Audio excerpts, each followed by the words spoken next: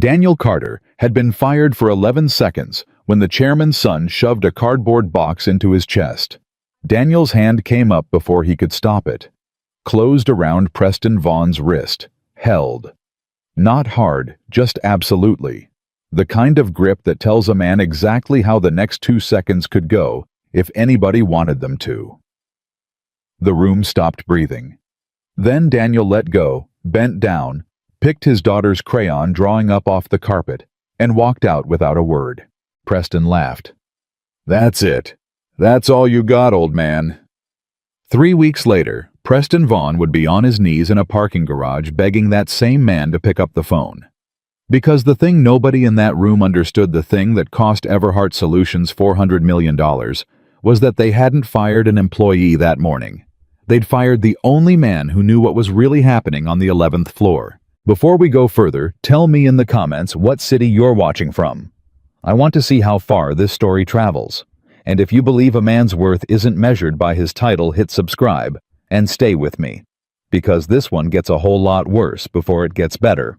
Marilyn Boyd from Human Resources couldn't look him in the eye, and that was how Daniel Carter knew before she said a single word. 14 years of reading rooms teaches a man things.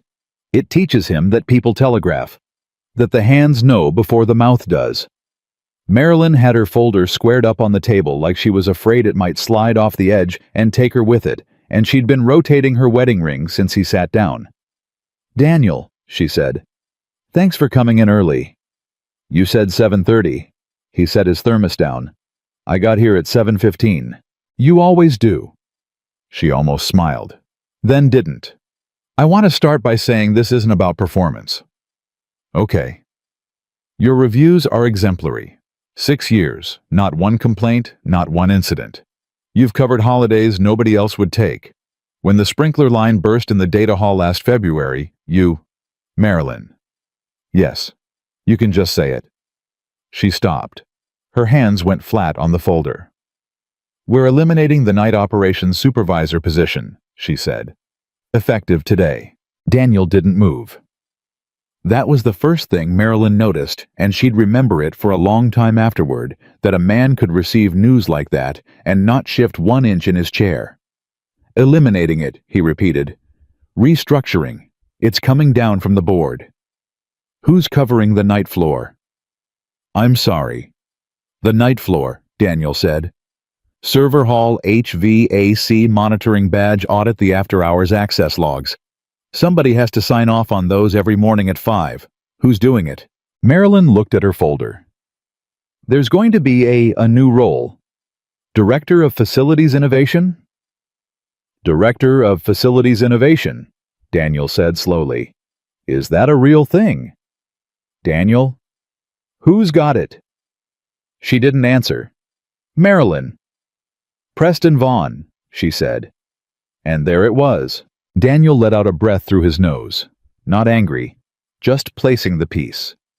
Watching the shape of it come together the way it always did, the way it had 100 times in places she would never have a name for.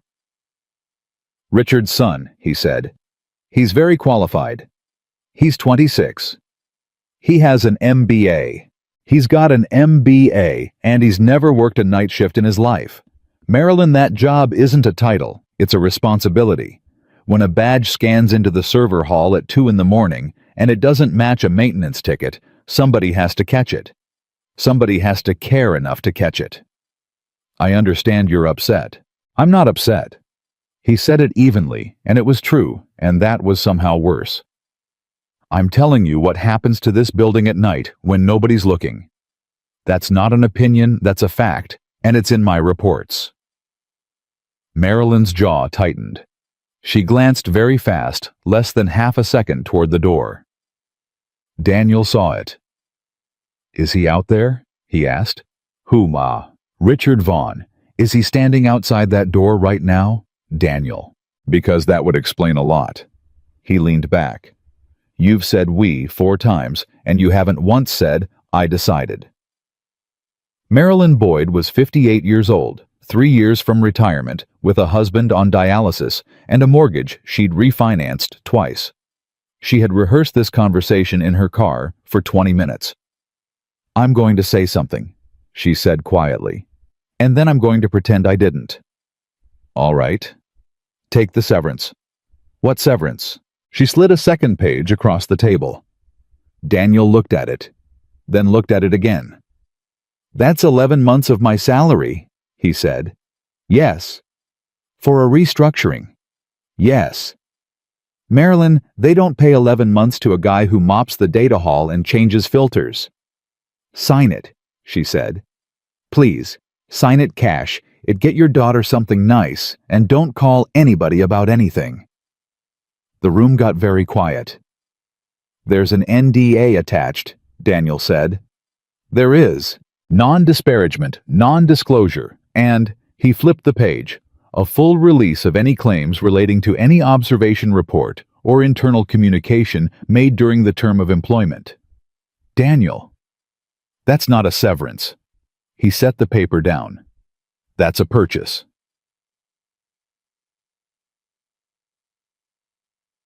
The door opened before Marilyn could answer. Richard Vaughn did not walk into rooms so much as arrive in them. 61 silver a suit that cost more than Daniel's car and a way of smiling that never once involved his eyes. Behind him came Preston. Marilyn, you can go, Richard said. Sir, I haven't finished the... You can go. She went. She left the folder on the table, and she left the room, and she did not look at Daniel, and Daniel didn't hold it against her. People had families. He understood families better than most. Richard sat down across from him and folded his hands. Carter, he said. 6 years. That's a good run. It was. You know what I've always liked about you? No, sir. You don't talk much. Richard smiled. In this building, everybody talks. Everybody's got an opinion. Everybody's got a deck. You just do the work and go home to your little girl. I respect that. Then why am I sitting here? Preston over by the window snorted. Because things change, Richard said. 16 days ago, Daniel said. I filed an incident report about a badge cloning event in the 11th floor server room. 12 days ago, I filed a follow-up because the log had been altered. 9 days ago, I emailed the compliance line. Yesterday, my building access was downgraded. Today, I'm restructured. Richard's smile didn't move. You've got a good memory for dates. I do. That's not always a gift, son. I'm 39, Daniel said. I'm not your son. Yours is behind you, and he's about to inherit a job he can't do. Preston came off the window. You want to say that again? Preston. No, Dad, let him say it again. Preston. But Preston Vaughn had spent 26 years being told he was extraordinary by people paid to tell him so, and he had never once in his life been in a room where that wasn't true. He came around the table and picked up the cardboard box that Marilyn had left by the door. Daniel's box packed by somebody else. Somebody who hadn't been careful, and he swung it into Daniel's chest as Daniel stood. Take your stuff, Director, Preston said. And Daniel's hand came up. It wasn't a decision. That was the part that would bother him later driving home. It wasn't rage, and it wasn't pride. It was 14 years of muscle answering a question nobody asked, and his fingers closed around Preston Vaughn's wrist in a place that most people don't know exists, and Preston's whole arm went numb from the elbow down. Preston made a sound, a small one, almost surprised. Let go, he whispered. Richard was on his feet. Carter. Daniel looked at the kid's face, really looked, saw the panic underneath the sneer, the flat animal understanding that arrives when a person meets for the first time something that could genuinely hurt them. Then he saw the drawing on the carpet. It had fallen out of the box. Crayon on printer paper. A stick figure with a big square head, and a stick figure half its size, and underneath, in careful uneven letters, My dad works at night, so he can be here in the day. Daniel let go. He crouched. He picked up the drawing. He smoothed it against his thigh twice the way you do when something matters. Then he picked up the box and walked out. Behind him, Preston laughed too loud and about a half-second too late. "That's it. That's all you got, old man." Daniel didn't turn around. Ray Delgado was waiting by the turnstiles with a visitor badge in his hand and an expression like a man at a funeral. "Dan." "Ray. They told me to walk you out." "Then walk me out." "Man, I don't want to." "Ray." Daniel stopped. "You've got a job. Do your job. I'm not going to make it weird for you." Ray Delgado was 54, 22 years Army before this, and he had been on nights with Daniel for 4 of those 6 years. He clipped the badge on, and they walked, and neither of them said anything until the lobby. Then Ray said, "It was the report, wasn't it?" Ray: "Because I saw it too." Ray's voice dropped. "3rd of the month, 2:40 in the morning. Badge scans into 11, and I'm looking right at the camera feed, and there's nobody in the hallway, Dan. Nobody. The badge went in, and the hallway was empty." "I know. So somebody cloned it." "I know. So why are you the one carrying a box?" Daniel stopped at the doors. He set the box on the security desk and turned around and looked at the lobby of Everhart Solutions, the glass, the wall with the founder's name on it, the little brass plaque that said "Built on Trust," which somebody was going to have to take down eventually. "Ray," he said, "listen to me.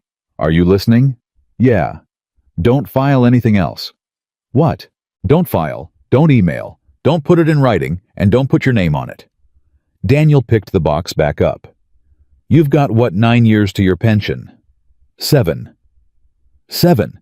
You've got 7 years and a wife who likes her house. He met Ray's eyes. "So you saw nothing. You keep your logs, you keep your mouth shut, and if anybody asks you about the 3rd of the month, you say you don't remember." Ray stared at him. "That's not you," he said. "That's not who you are, man. 6 years, I've watched you chase a cracked exit sign up 4 flights of stairs at 3 in the morning because it was on your list." "Yeah, well." Daniel shifted the box. "I've got a list at home, too." He pushed the door open with his hip. "Dan." "What?" Ray hesitated. Then, "Where'd you learn that thing with the wrist?" Daniel went very still. "What wrist?" "Marilyn's assistant was in the hall. She said the Vaughn kid's arm went dead. She said you didn't even look like you were trying." "Tell her she saw wrong." "Dan." "Tell her she saw wrong, Ray." And he left. Chom. The drive home took 40 minutes because of the bridge, and Daniel spent 39 of them doing math. $1,400 in rent. Emma's after-school program, $280 a month, which he could cancel, but then who picked her up at 3? The car needed brakes. He had $6,100 in savings, which was more than most people he knew, and which was also nothing at all, and 11 months of salary sitting in a folder on Marilyn Boyd's desk, waiting for a signature. He thought about the signature for a long time. He thought about it at the light on Rainier. He thought about it in the parking lot outside the school. He thought about the way Emma had looked last winter when the heat went out for 2 days, and he'd told her it was a camping adventure. And she'd been 7 years old and smart enough to know it wasn't, and had gone along with it anyway, and had said, "This is fun, Dad," in a voice that broke something in him he'd never gotten fixed. Sign it, cash it. Never say the word halcyon out loud again. He got out of the car. "Dad," Emma Carter came across the pickup lane the way she always did. Full speed backpack swinging, no braking system whatsoever, and hit him in the stomach hard enough to move him. "Hey, Bug. You're early." "I am." "You're never early. You're always asleep. Ms. Halloran always brings me out last because you're always asleep." "Well." He took her backpack. "Not today." She looked up at him. 7 years old. Her mother's eyes, that was the thing that got him still 4 years later at the strangest moments. Sarah's exact eyes in this small, serious face. And behind them the same terrible gift Sarah had had, which was that you could not lie to her worth a damn. "Dad?" "Yeah." "Why do you have a box in the car?" Daniel looked at the box in the car. He had thought about this for 40 minutes and had not come up with anything because there wasn't anything. There's a version of a father who says, "Don't worry about it, kiddo," and hands the kid a fantasy to hold. He'd known guys like that. He'd been raised by one. "Because I don't work there anymore," he said. Emma's face didn't change right away. She was processing. She did that, you could actually see it happen. "Did you get fired?" "Yeah." "Did you do something bad?" "No." "Then why?" Daniel crouched down so they were level. He did that a lot. He'd read it in a book back when Sarah got sick, and he was reading every book there was. "Because I told the truth about something," he said, "and it was inconvenient for a man with a lot of money." Emma thought about that. Was it a big truth? Pretty big. Bigger than the mouse. Last year, he'd told her the truth about the mouse in the pantry, instead of pretending it was a squirrel. She'd cried for an hour. It had come up at parent-teacher conferences. "Bigger than the mouse," he said gravely. She nodded once. "Okay," she said. "Are we going to be poor?" And that one landed. That one went in under the plate. "Where'd you hear that word, Tyler Bosch says his mom says people who work nights are poor." Tyler Bosch's mom sells essential oils on the internet. "What's essential oils?" "Nothing." He stood up. "Get in the car." "Dad." "We're not going to be poor, Em." "Promise." He opened her door. "I've got you," he said. "That's the promise. Every version of it, that's the promise." Gus Whitaker's diner had been on the same corner since 1974 and had gotten exactly one renovation in 1991, which Gus still referred to as the mistake. He put a plate of pancakes in front of Emma without being asked, and a cup of coffee in front of Daniel the same way, and then he stood there with the pot until Daniel looked up. "What?" Daniel said. "You're here at 4 in the afternoon on a Thursday." "I like pancakes." "You've been coming in here 6 years, and you come in at 6 in the morning off shift, and you order 2 eggs, and you don't talk. Now it's 4 in the afternoon." Gus set the pot down. "Somebody died, or somebody fired you." Emma looked up with syrup on her chin. "He got fired." "Emma, you said it was a true thing."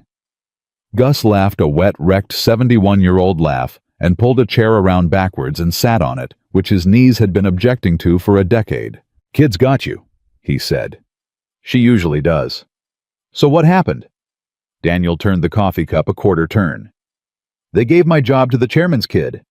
"Ah. 26 years old. Course he is. MBA. Course he's got an MBA. Gus rubbed his jaw. "You know what my daddy used to say? He used to say there's 2 kinds of men in a company. There's the ones who know where the water shutoff is, and there's the ones who know where the country club is. And every 20 years, the second kind decides they don't need the first kind anymore." He shrugged. "Then something floods." "Something's going to flood." Gus looked at him. He'd known Daniel Carter 6 years, and had gotten maybe 4 sentences out of him about anything that mattered, and he'd known men like that before, in a place he didn't talk about either. "How bad?" he said. Daniel glanced at Emma. She was drawing on her placemat with the crayons Gus kept in a coffee can, tongue between her teeth, gone from the conversation entirely. "They offered me 11 months' pay to sign a piece of paper," Daniel said quietly. Gus whistled. 11 months to a night ops guy," he said. "Son, they're not paying you to leave. They're paying you to forget." "Yeah." "You gonna sign it?" Daniel didn't answer. "Hey." Gus leaned in. "I'm not judging. I'd sign it. Look at that kid. I'd sign it twice and I'd sleep like a baby." "Would you?" Gus was quiet a second. "No," he admitted. "But I'd want to." That night, Daniel Carter couldn't sleep, and it had nothing to do with his body clock. He got up at 11:40, his old wake-up out of pure animal habit, and stood in his kitchen in the dark, and he realized he had no idea what to do with his hands. He'd been up at 11:40 every night for 6 years. He went to the closet. There was a footlocker in the back of it under a garment bag, with a suit he'd worn twice, once for a wedding, and once for Sarah's funeral. He hadn't opened the locker in 4 years. He didn't open it now either. He just stood there with his hand flat on the top of it, and he thought about a room in a building in a country he was not allowed to name, and 8 men, 6 of whom came home. Then he closed the closet. He went to the second drawer of the kitchen island instead, and he took out the notebook. It was a black composition book, the kind they sell at the drugstore for $1.99. On the cover in ballpoint he'd written, "Building Notes." Because he was a man who took notes, because that was what you did, because on his very first day of Bud/S, a man with a voice like a gravel truck had told a room of shaking 20-year-olds, "You will not rise to the occasion. You will fall to the level of your training. So train and write it down." He'd written it down. 6 years of it. He sat at the kitchen table under the one light and opened it to the last 40 pages. March 3rd, 241 badge, 4417, Vaughn P. Scan to SVR Hall, 11, Cam 11. C. Hallway. Empty. Cross-ref, maint ticket, none. Badge in building man, not in building. March 3rd, 0258, same badge egress, 17 minutes. Nothing moved on 11 that night per HVAC draw, 17 minutes of nothing. March 9th pulled log. March 3rd 0241 entry, not present. Log altered between March 4th and March 9th. Only 4 people have right access to that system. He'd written the 4 names. 3/11 shipping dock, 0315. 2 men not employees, no badges, no vendor plate. Carried out 3 hard cases. Signed off by night desk temp name, R. Alvarez, no such employee. March 14th. Vendor invoice on the printer tray floor 11. Halcyon Vector, LLC. $2.4 million, integration services. Nobody in ops has ever heard of them. No work orders. No badges issued. $2.4 million for a company that has never sent a single human being into this building. March 18th, filed report to compliance. No response.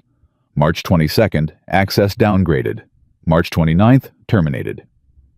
Daniel stared at the last line for a long time. Then he turned the page, and he wrote a new one. April 1st. What I know, this isn't theft. Theft is quiet. This is loud. Somebody wants the money moved on paper where an auditor can find it. He stopped, tapped the pen. Which means somebody is building a story. And in the story, somebody has to be the guy who did it. He looked at that sentence, and a cold, familiar, completely unwelcome feeling arrived in his chest, the one he used to get on approach, the one that never lied. He wrote 11 months of pay, plus an NDA, plus a release of any report made during employment. They're not buying my silence. They're buying my signature on a page that says I never reported anything. Which means when this comes apart, and it will come apart, there's a paper trail that says the night supervisor saw nothing, said nothing, and took a large sum of money on his way out the door. He set the pen down. "They're not paying me off," he said out loud to an empty kitchen. "They're framing me."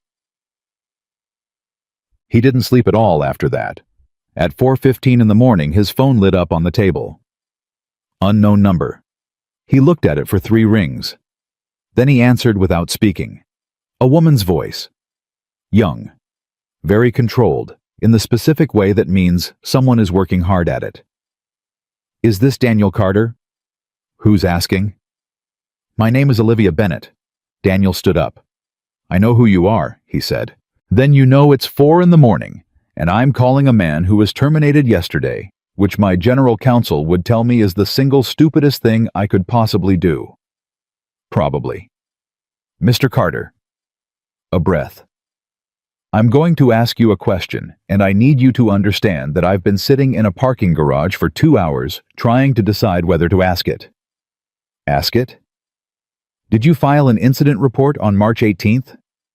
Daniel closed his eyes. "Why?" "Because I have your personnel file open in front of me," she said, "and your termination memo cites repeated unauthorized system access on March 18th. And I pulled the compliance queue myself an hour ago from my own login. And there's no report from you on March 18th. There wouldn't be. There's no report from you at all. 6 years, Mr. Carter. 41 incident reports in your first 5 years. 0 in the last 4 months. Ms. Bennett. Somebody deleted you, she said. Somebody went into my company's compliance system and deleted a man, and I need to know what you saw. And I need to know right now, because at 9 o'clock this morning, I'm sitting down with my board, and I have this feeling. Her voice finally cracked. 1 syllable's worth. I have this feeling that I'm walking into a room where everybody knows something except me. Daniel opened his eyes. He looked at the notebook on the table. He looked down the hall toward Emma's door, cracked 4 inches, the way she liked it, the nightlight throwing a strip of yellow onto the carpet. 11 months of salary. Brakes on the car. Tyler Bosch's mother and the word poor. Mr. Carter, Olivia said. Are you still there? Yeah. Will you talk to me? And Daniel Carter, who had promised himself in a hospital parking lot 4 years ago that he was done, that he had given everything he had to give, and the world could find somebody else, heard himself say, not on the phone. Then where? There's a diner on 4th and Hanford, Gus's. When 6. That's 90 minutes. Ms. Bennett. He picked up the notebook. You've got a board meeting at 9, and somebody's been in your compliance system. You don't have 90 minutes. You've got about 90 hours before this thing has a name on it. A pause. Whose name? She said. Daniel looked at the drawing on his refrigerator. Big square head, small stick figure. My dad works at night so he can be here in the day. Mine, he said. At 5:52 in the morning, Daniel Carter carried his daughter out to the car in her pajamas with her coat on over them, and she didn't wake up until the seatbelt clicked. Dad. Go back to sleep, Bug. It's dark. I know. Are we going to the doctor? No. Then why are we in the car? He backed out of the space. Because a lady wants to talk to me about work. Emma pushed her hair out of her face. You don't have work. That's what she wants to talk about. At 6 o'clock exactly, Gus Whitaker unlocked the front door of a diner that didn't open until 6:30. Looked at the man on his step holding a 7-year-old and didn't ask a single question. He just held the door and said, Booth in the back's got the good heater. Gus. Don't. I need somebody to watch her for an hour.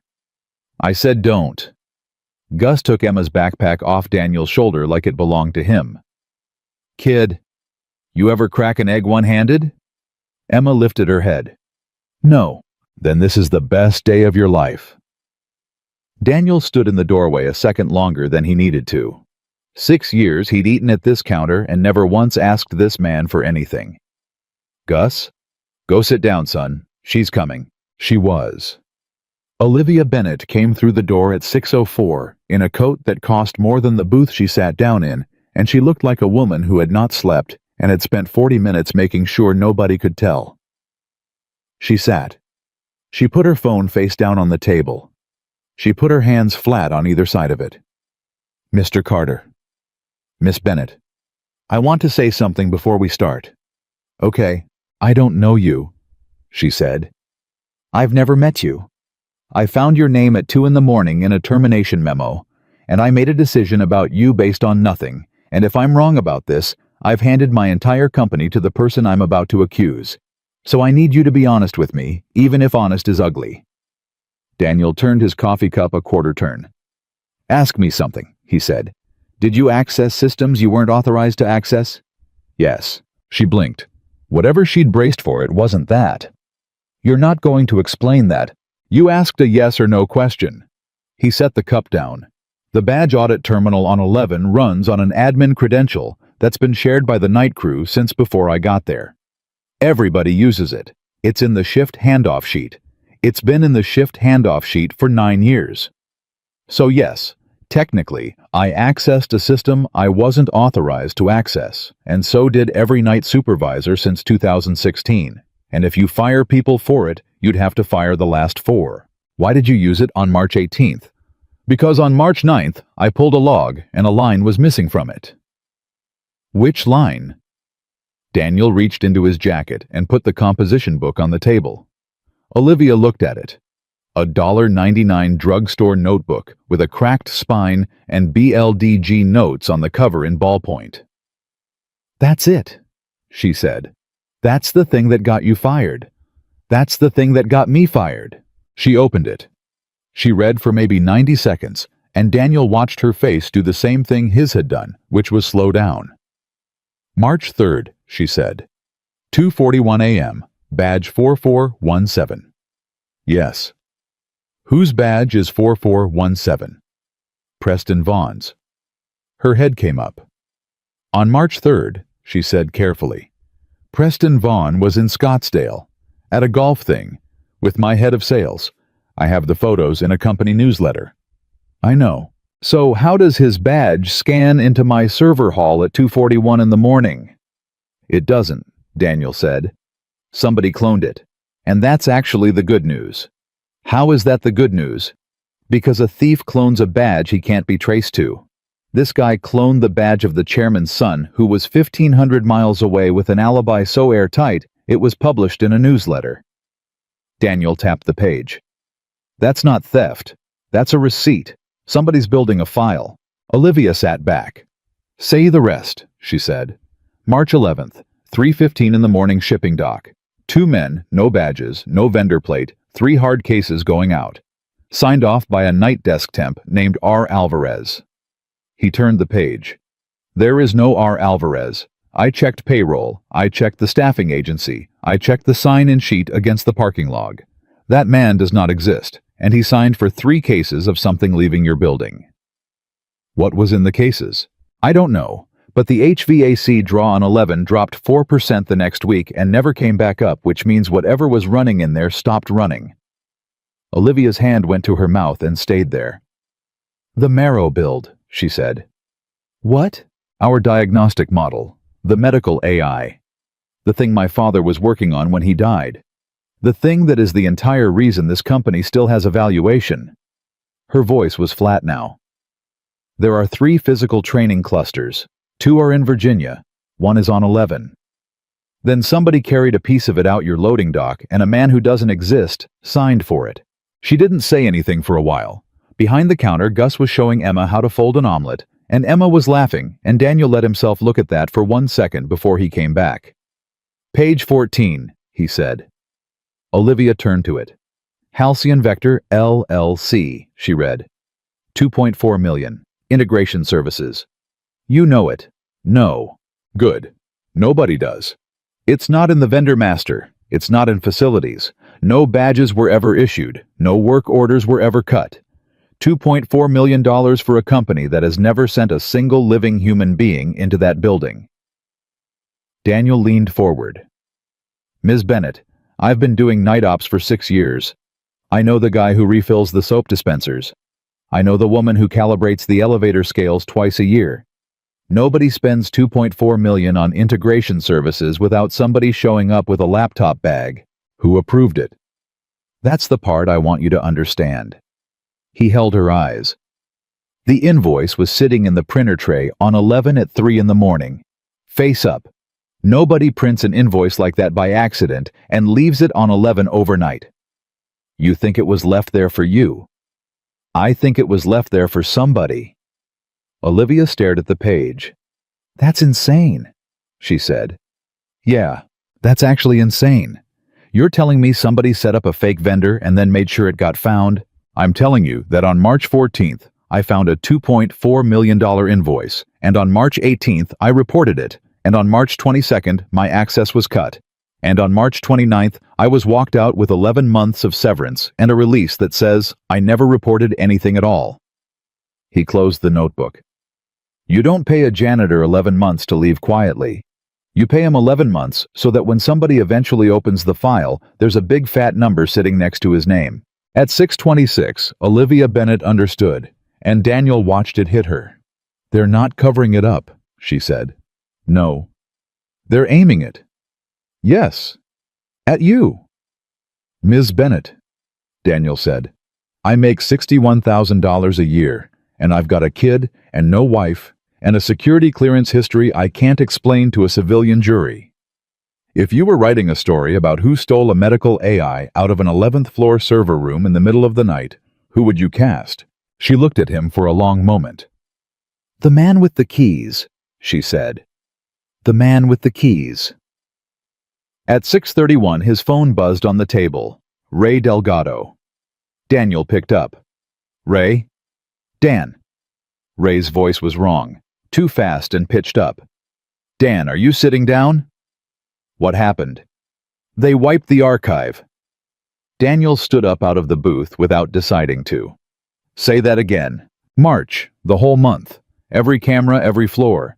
It ran a storage reclamation at 2 in the morning.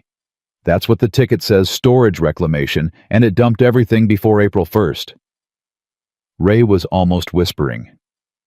I came in at 5, and the drive's empty, man. 62 days of footage. Gone. Who cut the ticket? That's the thing. That's the thing, Dan. A breath. It's cut under my login. Daniel closed his eyes. Ray, listen to me. I didn't do it. I swear to God I was home. I was asleep. My wife. Ray, stop. Breathe. They're going to say I did it. They're going to say you did it because I told you to, Daniel said. That's how it reads. Fired guy calls his buddy on nights, buddy deletes the tape. That's a clean story, and a jury would eat it. Silence on the line. Oh, Ray said. Yeah. Oh, God. Ray, where are you standing right now?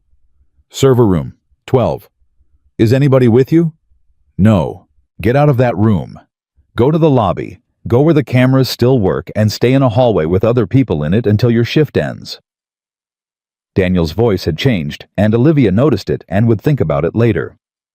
Don't touch a keyboard. Don't touch a drive. Don't log into anything for any reason. If somebody asks you a question, you say, I need to speak to HR before I answer that. Those exact words. Can you say them back to me? I need to speak to HR before I answer that. Again. I need to speak to HR before I answer that. Good. Go. He hung up. Olivia was looking at him. What was that? That was your last honest witness getting set up. Daniel put the phone in his pocket. March footage is gone. All of it. Under his login at 2 in the morning, while he was asleep in his bed in Renton. That's not possible without domain admin. No, it isn't. There are 4 people with domain admin. There are, Daniel said. They're on page 9 of that notebook. I wrote them down on March 9th. Olivia turned back to page 9. She read the 4 names, and her face went white in a way that had nothing to do with the cold. Say something, Daniel said. The 4th one, she said. What about him? He's my godfather. At 6:44 in the morning, Olivia Bennett had to put both hands on the table to stay upright, and Daniel Carter did the only useful thing available, which was to shut up. Douglas Frame, she said. Doug. He was my dad's roommate at Michigan. He carried the casket. He carried my father's casket. Mr. Carter, I watched him do it. He was on the left side in the front, and he was crying so hard he couldn't see the steps. Ms. Bennett. He taught me to drive stick. That doesn't mean he did it. Doesn't it? No, Daniel said. It means he had the key. Somebody had the key. There's 4 keys, and I don't know which one turned, and neither do you. And that is exactly the mistake they want you to make. She looked up. What mistake? Walking into a room at 9 o'clock and pointing at a man. At 6:51, Emma came over with a plate she'd made herself a folded omelet, with a face on it in ketchup, and set it down in front of Olivia because Gus had told her the lady looked hungry. I made it, Emma said. Gus did the flip part. Olivia looked at the plate, then at the kid, then at the plate again. Thank you, she said, and her voice came out strange. You're welcome. Are you Dad's boss? Emma. I was, Olivia said. He got fired. I know. He said it was because he told a true thing. Olivia set her jaw. That's exactly what it was. Emma, Daniel said. Go help Gus. He said I'm on eggs. Then go be on eggs. She went. Olivia watched her the whole way. How old? 7. Mother Bo. 4 years ago. Pancreatic. I'm sorry. Yeah. Olivia turned her coffee cup a quarter turn unconsciously the same way he had, and neither of them noticed. I need you to come with me, she said. No. Mr. Carter. No. You haven't heard the offer. I don't need to. He put the notebook back in his jacket. You want me in that room at 9 because a piece of paper is easier to dismiss than a man. I get it. It's smart. And the second I walk through that lobby, the story writes itself. Terminated employee escorted out yesterday for unauthorized access, physically assaulted the chairman's son on the way out. You did what? And comes back the next morning with the CEO. That's not a witness, Ms. Bennett. That's a conspiracy in a photograph. Olivia opened her mouth, closed it. You assaulted Preston Vaughn. I took his wrist. You took his wrist. He shoved a box into my chest and I took his wrist and I let go about a second later. There were 4 witnesses and one of them works for his father. Daniel shrugged. It'll be in the incident file by lunch. Probably already is. Where does a facilities supervisor learn to do that?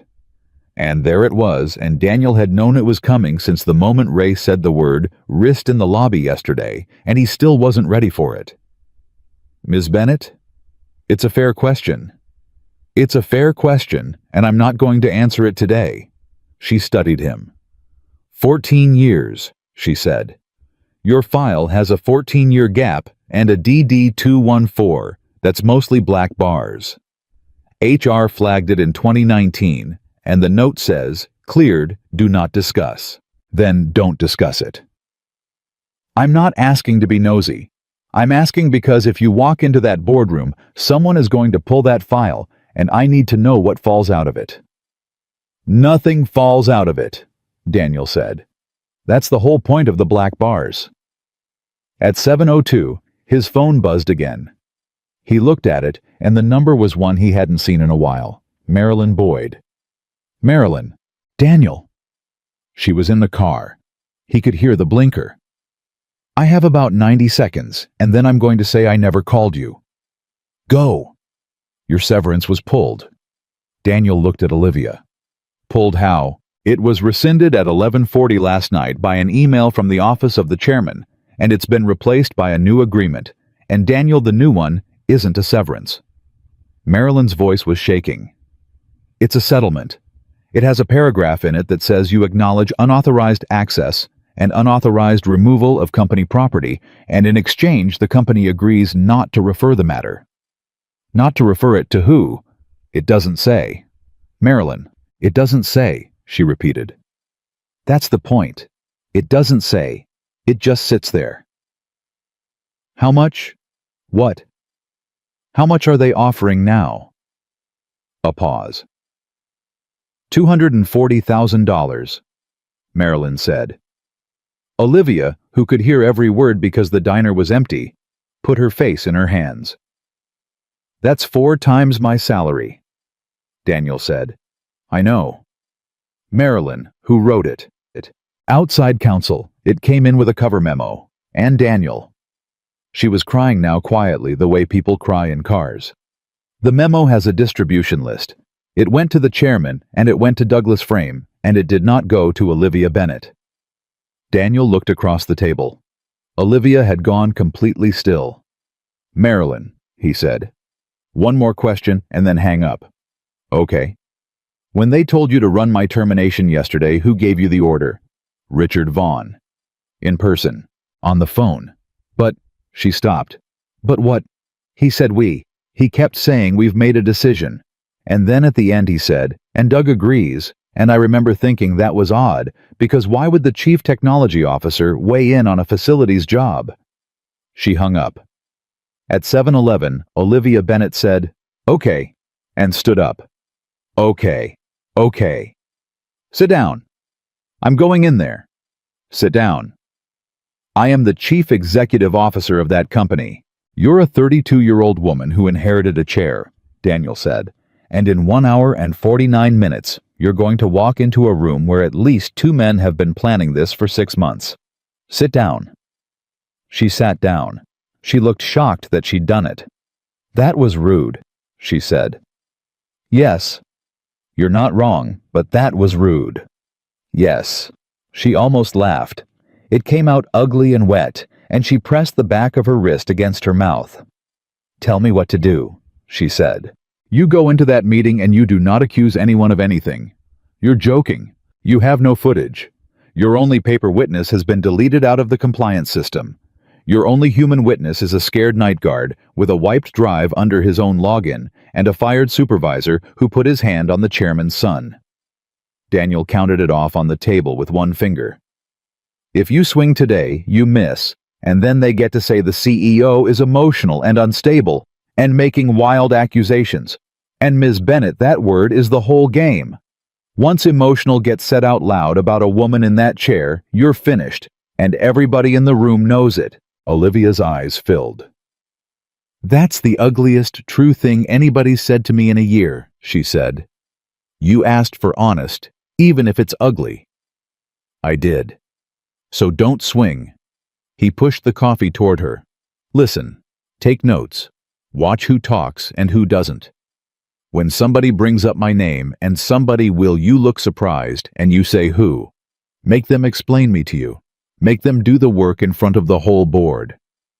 "And then what?" "And then you find out who says my name first," Daniel said, "because that's your man." At 7:19 she wrote it on a napkin and put the napkin in her coat pocket, and she stood up. "What are you going to do?" she asked. "I'm going to take my daughter to school." "That's it.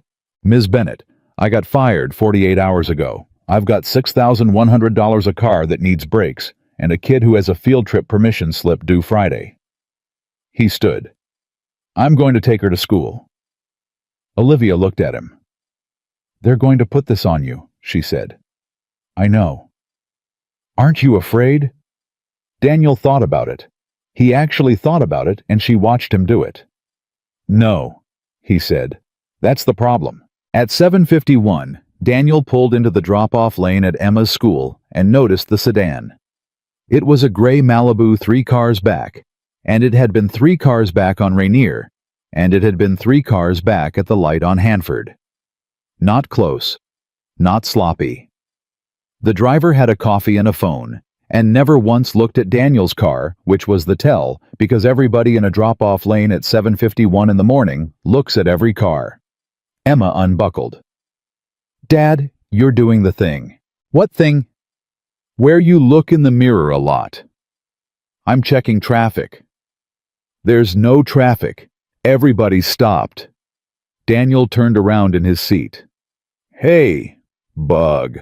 Look at me a second. I'm gonna be late." "You've got 4 minutes." He kept his voice easy. "I want to teach you a game." Emma's eyes narrowed. She was 7, and she was already smarter than that. "Is this a real game or a serious thing pretending to be a game?" God, she was Sarah's. "It's a serious thing," he said, "but it's an easy one." "Okay. If anybody comes to get you from school today, except me, what do you do?" "I don't go. Even if they say I sent them. Even if they say you sent them. Even if it's a police officer." Emma frowned. "But police are." "Even if it's a police officer, you say I have to call my dad, and then you go to Ms. Halloran and you say it in front of her, out loud, so she hears you." He put his hand on the headrest. "You don't run, you don't yell, you don't fight anybody. You just don't move, and you say it out loud with a grown-up listening. That's the whole game." Emma looked at him for a long second. "Is this because of the true thing?" she said. Daniel's throat closed. "Yeah," he said. "Okay." She got her backpack. "Dad, yeah. You look like you did at the hospital."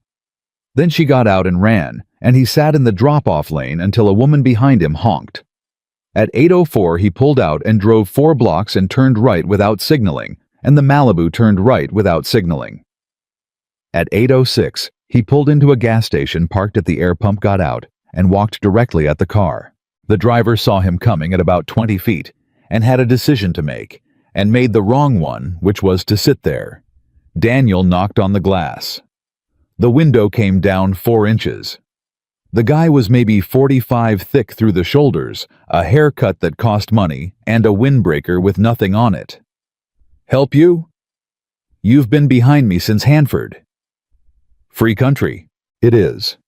Daniel put one hand on the roof of the car. Not aggressive, just there. "Here's what's going to happen. You're going to tell whoever's paying you that you got made in 11 minutes. Because if you don't tell him and he finds out later, that's worse for you than it is for me." The guy's jaw worked. "I don't know what your second thing." Daniel leaned down slightly so they were eye to eye. "You followed me into a school drop-off lane." "I didn't do anything." "I know, and I want you to hear me say this next part very clearly because I want you to be able to repeat it word for word." His voice didn't rise at all.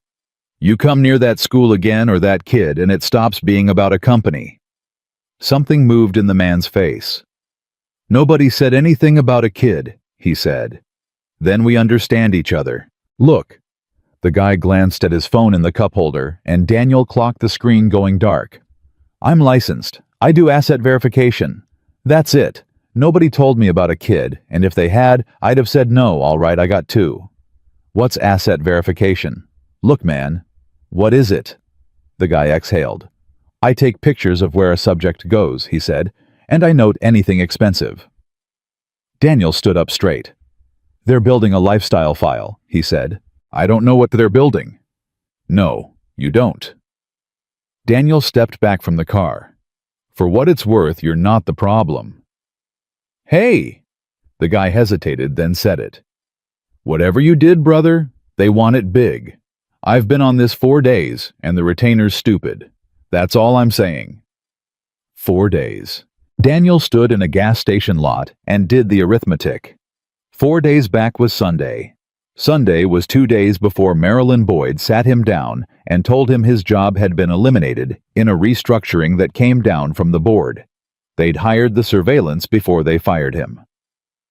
At 9:02, in a 22nd floor boardroom, Olivia Bennett sat down at the head of a table and said good morning to 11 people, and she got 7 responses. She noted which 4. Richard Vaughn didn't take the seat at her right, which was his seat. He took the one halfway down next to Douglas Frame, and that was the first thing that went into Olivia's notebook: RV move chairs. "Before we start the agenda," Richard said. "We haven't approved the agenda." "Before we start the agenda," Richard said pleasantly, "I think we owe the board an update on a personnel matter that's become a security matter." Olivia kept her hands still. "Go ahead, Richard." He nodded at the far end, and a slide came up on the wall. "Internal review, unauthorized access, and potential exfiltration." On March 18th, Richard said, "A member of our facilities staff was found to have accessed restricted badge audit systems on 11 separate occasions, including our secured server environment. That individual was terminated on the 29th. Yesterday morning, during his exit, he physically assaulted an employee." Somebody down the table said, "Assaulted. There's a written statement and 2 witnesses." Olivia said very lightly, "Who?" Richard turned to her. "I'm sorry." "Who was terminated?" "You said a member of facilities staff." "Who?" And she watched him, and she watched Doug Frame beside him, and she saw exactly what Daniel Carter told her she would see, which was that Richard Vaughn did not say the name. He looked at Doug, and Doug Frame said, "Daniel Carter." Olivia wrote it on the napkin in her lap without looking down. DF said the name. "I don't know him," she said. "You wouldn't?" Richard said. "Night operations." 6 years and 6 years. "Any prior discipline?" "None on file, but..." "None at all." Olivia looked around the table. Pleasant, curious, a woman who had simply asked a follow-up question. "Forgive me. I'm trying to understand the timeline. A man with a clean 6-year record suddenly starts breaking into our servers in March, and the same month our footage retention gets reset. Do we know if those are related?" The room went quiet in a particular way. Doug Frame said, "How do you know about the footage?" At 9:11, Olivia Bennet learned something that would keep her up for the rest of her life, which was that she had just made her first real mistake in that chair, and it had taken her 9 minutes. She smiled. "It's in the night ops summary," she said. "I read the night ops summary." Nobody in that room had ever seen a CEO read a night ops summary, and nobody in that room could prove she hadn't. "Storage reclamation," Richard said smoothly. "Routine. It's been telling us for 2 years we're over-provisioned. Was it scheduled? I'd have to check." "Please do." She turned a page. "Now, agenda item 1. She got 11 more minutes. Then Richard Vaughn set a folder on the table and said the sentence he'd come to say. "I'd like the board to consider standing up an independent oversight committee," he said. "Given that the security incident touches facilities IT and legal, and given that it occurred entirely under current management, I don't think it's appropriate for the CEO's office to run the review." Olivia's hands went cold. "You're asking the board to take an internal investigation away from the chief executive," she said. "I'm asking the board to protect the chief executive," Richard said, and he said it kindly, and that was the worst part. "Olivia, if this ends up in front of a regulator, and it might, you do not want your fingerprints on the review. I'm trying to keep you clean." 3 of the 4 who hadn't said good morning nodded. "Who chairs it?" she asked. "I'd suggest Doug. He's technical. He's got no operational stake in facilities, and he's been with this company since your father." "Since my father," Olivia said. "Since your father," Richard agreed. The vote was 7-4. At 9:41 in the hallway outside, Preston Vaughn was waiting for her. "Hey," he said. "Rough one. Preston. You should know I'm not mad about my wrist." He held it up, showed her the brace, which was theatrical and unnecessary, and Olivia knew it the second she saw it. "I mean, the guy's clearly got issues, but I'm not the type to press it." "That's generous of you." "I try." She started to go around him. "You know what's funny, though," Preston said. She stopped. "He never once talked to me. 6 years that guy never said one word to me except 'Good evening, sir.' Then Tuesday I walk into that room and he knew my badge number." Olivia turned around slowly. "He said your badge number. He said 4417 like it meant something." Preston smiled. "Weird, right?" At 9:43, Olivia Bennet understood that Preston Vaughn was not part of it, and that the person who had cloned his badge had chosen him for exactly one reason, which was that he was the loudest, dumbest, most easily explained man in the building. They weren't framing Daniel Carter alone. They were framing Daniel Carter and the chairman's son, and the only man who came out clean at the end of that story was the man who wasn't in it. She went into a stairwell and called Daniel, and he picked up on the first ring. "Doug Frame said my name," he said. "How do you know that?" "Because he's the only one who could afford to." Daniel's voice was moving. He was outside somewhere, wind on the mic. "Richard couldn't say it. Richard's son's badge is on the log. If Richard says my name first, somebody eventually asks him why he cared so much about a facilities guy, and then somebody looks at the badge, and then it's Vaughn family business. Doug can say it. Doug's got no dog in it. Doug's clean." "He got the committee." "Of course he did." 7-4. "Which 4? Amara Cole, Bill Tanaka, Ruth Levinson, and me." "Write those down," Daniel said. "Those are the 4 people in your life right now." "Mr. Carter." Olivia sat down on a concrete step in a stairwell in her own building. "He's going to run the investigation. Into himself. With subpoena power over our own records. He can put anything in a file and take anything out." "Yes." "And you're the name in the file." "Yes." "So what do we do?"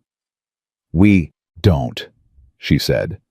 "Don't do the thing where you're noble and you tell me to protect myself. I'm past it. What do we do?" There was a pause on the line, and then Daniel Carter said something she wasn't expecting. "They had a man on me Sunday," he said. "What?" "Private investigator. Licensed. Been on me 4 days, which puts the start on Sunday, which is 2 days before I was fired." He let that sit. "Ms. Bennet, nobody hires surveillance on a janitor over a badge audit." They hired him because they already knew what the last chapter was going to say, and they needed photographs for it. Photographs of what? Of me spending money I don't have. At 11:20, Daniel Carter met Ray Delgado in the parking lot of a hardware store, and Ray got into the passenger seat and immediately put his hands over his face. Ray. They walked me out. When? An hour ago. Ray's voice cracked. Administrative leave pending review of a data retention incident. That's what the paper says. 22 years Army, 7 years here, and I got walked past the front desk by a kid I trained. Did you say anything? I said I need to speak to HR before I answer that. He laughed miserably. 4 times. They kept asking, and I kept saying it, and the lawyer's face was doing this thing. Good. It's not good, Dan, it's my pension. I know. Sylvia's got the house on a 15-year note because I told her we'd be fine. Ray dragged his hands down his face. I told her we'd be fine. Daniel didn't say anything, because there wasn't anything, and because he'd learned a long time ago in a very different job that men in this exact condition don't need talking to. They need a task. Ray, I need you to think about something. Yeah. The night of March 11th, the dock, 3:15. The 2 guys with the cases. Yeah. You were on the desk that night, not me. I only saw it on the walkthrough. Daniel turned toward him. How'd they get in? Ray frowned. Freight lift.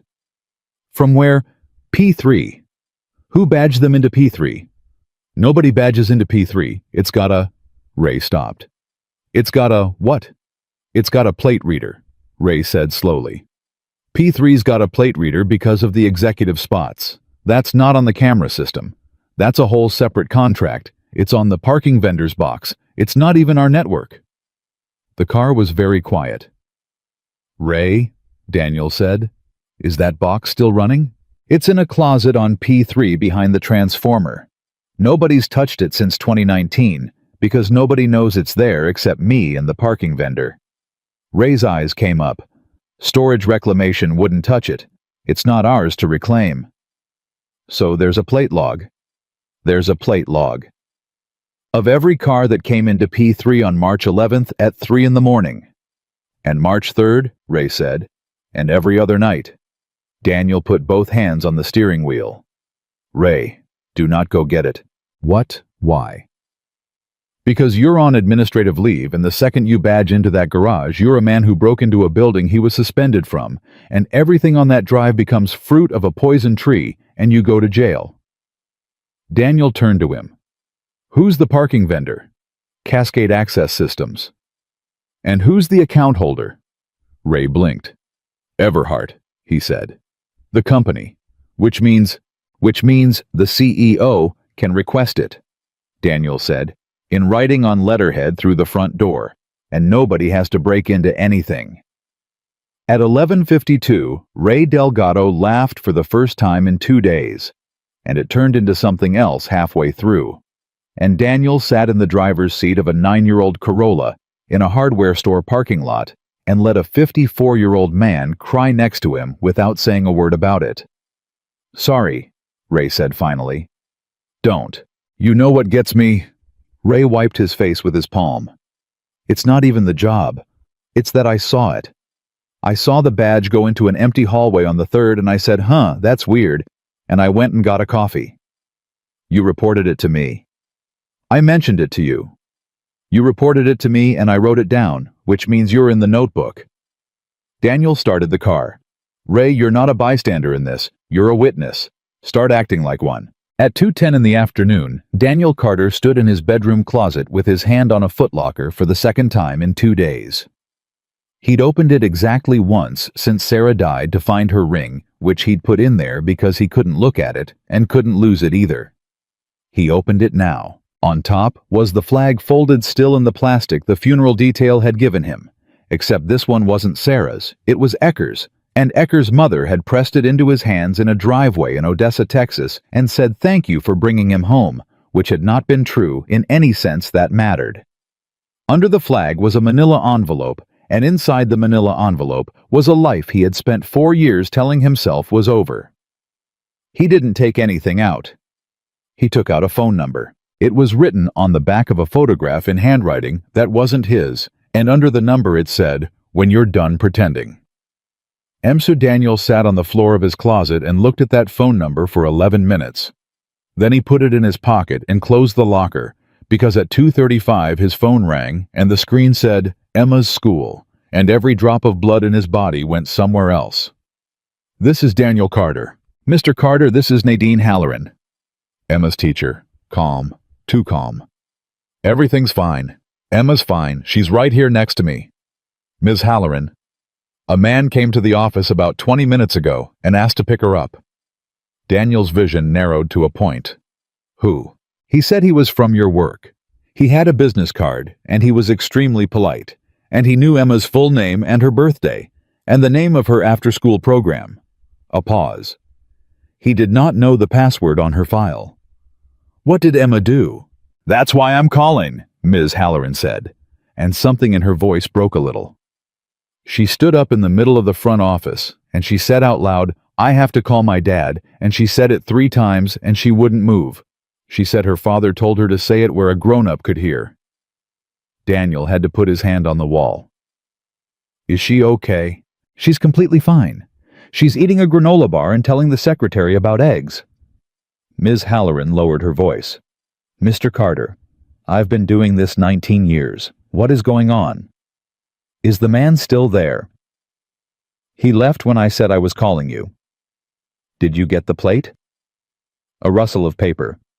"Gray Chevrolet," she said. "Washington plate. I wrote it down because he made my skin crawl, and I've never once written down a plate in 19 years. Daniel closed his eyes. "Read it to me," he said. At 3:40 he picked her up, and Emma got in the car and buckled herself and said, "I did the game." "I heard. Ms. Halloran said I did it perfect." "You did." "Dad, your hands are shaking." Daniel looked down at the steering wheel. So they were. He'd gone through doors in Onbar with steadier hands than these. "Yeah," he said. "Why?" And Daniel Carter made a decision in that parking lot that he would think about for a long time afterward, which was to tell his 7-year-old daughter the truth again, because she was Sarah's kid, and she would know if he didn't. "Because some people are trying to make it look like I stole something," he said, "and today one of them came to your school to take a picture of you." Emma was quiet. "To be mean. To scare me." "Did it work?" "Yes," Daniel said. "It worked." "Oh." She thought about it. "What do we do to them?" He looked at her in the rear view. "Nothing yet," he said. At 7:15 that evening, somebody knocked on the door of apartment 4C, and Daniel put Emma in her room with headphones and a tablet and stood to the side of the door before he opened it. Olivia Bennett was standing in the hallway holding a Redwell folder against her chest with both arms like a kid carrying school books. She'd been crying. She hadn't bothered to fix it. "I did what you said," she said. "I didn't swing. I wrote down who talked. I sent the letter to Cascade Access Systems at 4 o'clock on company letterhead and requested the P3 plate logs for March and Mr. Carter. They answered in 40 minutes. "Come in." "No." She didn't move. "I need to say this in the hallway because if I sit down I won't say it." "Okay." They sent everything. Every plate, every night. March 3rd at 2:38 in the morning, a car came into P3. She swallowed. March 11th at 3:06, the same car came in and left 22 minutes later. Whose? That's what I'm here about. Olivia's hands were shaking so hard the folder rattled. "It's not registered to Douglas Frame. It's not registered to Richard Vaughn. It's not a rental, and it's not a fleet car." "Ms. Bennett, there's more. I pulled the Halcyon Vector filing with the Secretary of State this afternoon. Because you can, because it's public. Anybody can. It takes $4. She was talking too fast now. Halcyon Vector, LLC. Formed October 9th. Registered agent, a service company downtown. But the filing has a principal office address on it. She finally looked up at him. "It's this building," she said. "It's this address. It's apartment 4C. Daniel Carter stood in his own doorway and did not move. "Say the rest," he said. There's a business account at First Cascade with $2.4 million that moved through it in November, Olivia said. The signature card is scanned into the filing packet by mistake. Somebody's paralegal attached the wrong PDF. Whose name is on it? Olivia held out the folder. Yours, she said. Daniel took the folder out of her hands. He did not open it in the hallway. He stepped back and Olivia came in, and he closed the door and put the chain on, and only then did he set the folder on the kitchen table, under the one light, and turn the cover. The signature card was the 4th page. A photocopy of a photocopy gray and soft at the edges, with a bank stamp in the corner that said First Cascade Business Services, and a date that said October 9th. And there was his name on it, and under his name was his handwriting. Is it yours? Olivia said. Yes. Oh God. It's mine, Daniel said. It's just not from this. What does that mean? He put his finger on the line. Look at the way the C closes. That's not how I write it fast. That's how I write it when somebody's watching me write it. That's a form signature. He straightened. Somebody scanned a page I actually signed and dropped it into a bank packet. They can do that. They can do anything, Ms. Bennett. The question isn't whether they can. The question is which page they used. He leaned over the card again, and then he went very still. What? Daniel J. Carter. What about it? I don't have a middle name. Olivia put both hands on the back of a chair. You don't have a middle name. My mother didn't give me one. It's not on my birth certificate, it's not on my license, it's not on my W-4. He tapped the page. But it is on exactly one document in that company's possession, and I know which one because I remember filling it out. Emergency contact form, 6 years ago. There's a line that says middle initial, and I put a J in it because Sarah dared me to. Why would you do that? Because I was 33 and she thought it was funny. His jaw worked. She said Daniel J. Carter sounded like a man who owned a boat. Olivia sat down without being asked. So the signature came out of your onboarding packet, she said. The signature, and the initial, and probably my social. All of it lives in one manila folder, in one drawer, in one office, and there are maybe 4 people in that building who can pull it. He looked up. You know who 3 of them are. At 7:31, Emma opened her bedroom door and stood in the hallway with headphones around her neck. Dad, the tablet died. Charger's in the drawer, bug. She didn't move. She looked at Olivia and then at the folder and then back at her father. Is she crying? Emma said. Emma. It's fine, Olivia said. I'm fine. You have makeup on your face wrong. Emma. It's okay, Olivia said, and she laughed and it came out cracked. She's right, I do. Emma came over and stood there with the specific gravity of a 7-year-old who has decided to handle a situation. Then she went to the refrigerator, pulled the drawing off the front of it, the one with the big square head, and put it on the table next to the folder. You can borrow it, she said. Olivia looked at the paper. I can't take your drawing. You can borrow it. That's different. Emma pushed it an inch closer. It's a good one for when things are bad. It works on my dad. Then she went and got the charger and shut her door. Olivia Bennett sat in a stranger's kitchen with a crayon drawing in front of her and did not say anything for a full 30 seconds, and Daniel let her have it. Okay, she said finally. Okay, what do we do? You said you pulled the LLC filing yourself. $4. Public Records Portal. Read me the formation date again. October 9th. And the principal office address. This one. This apartment. Ms. Bennett. Daniel put both hands flat on the table.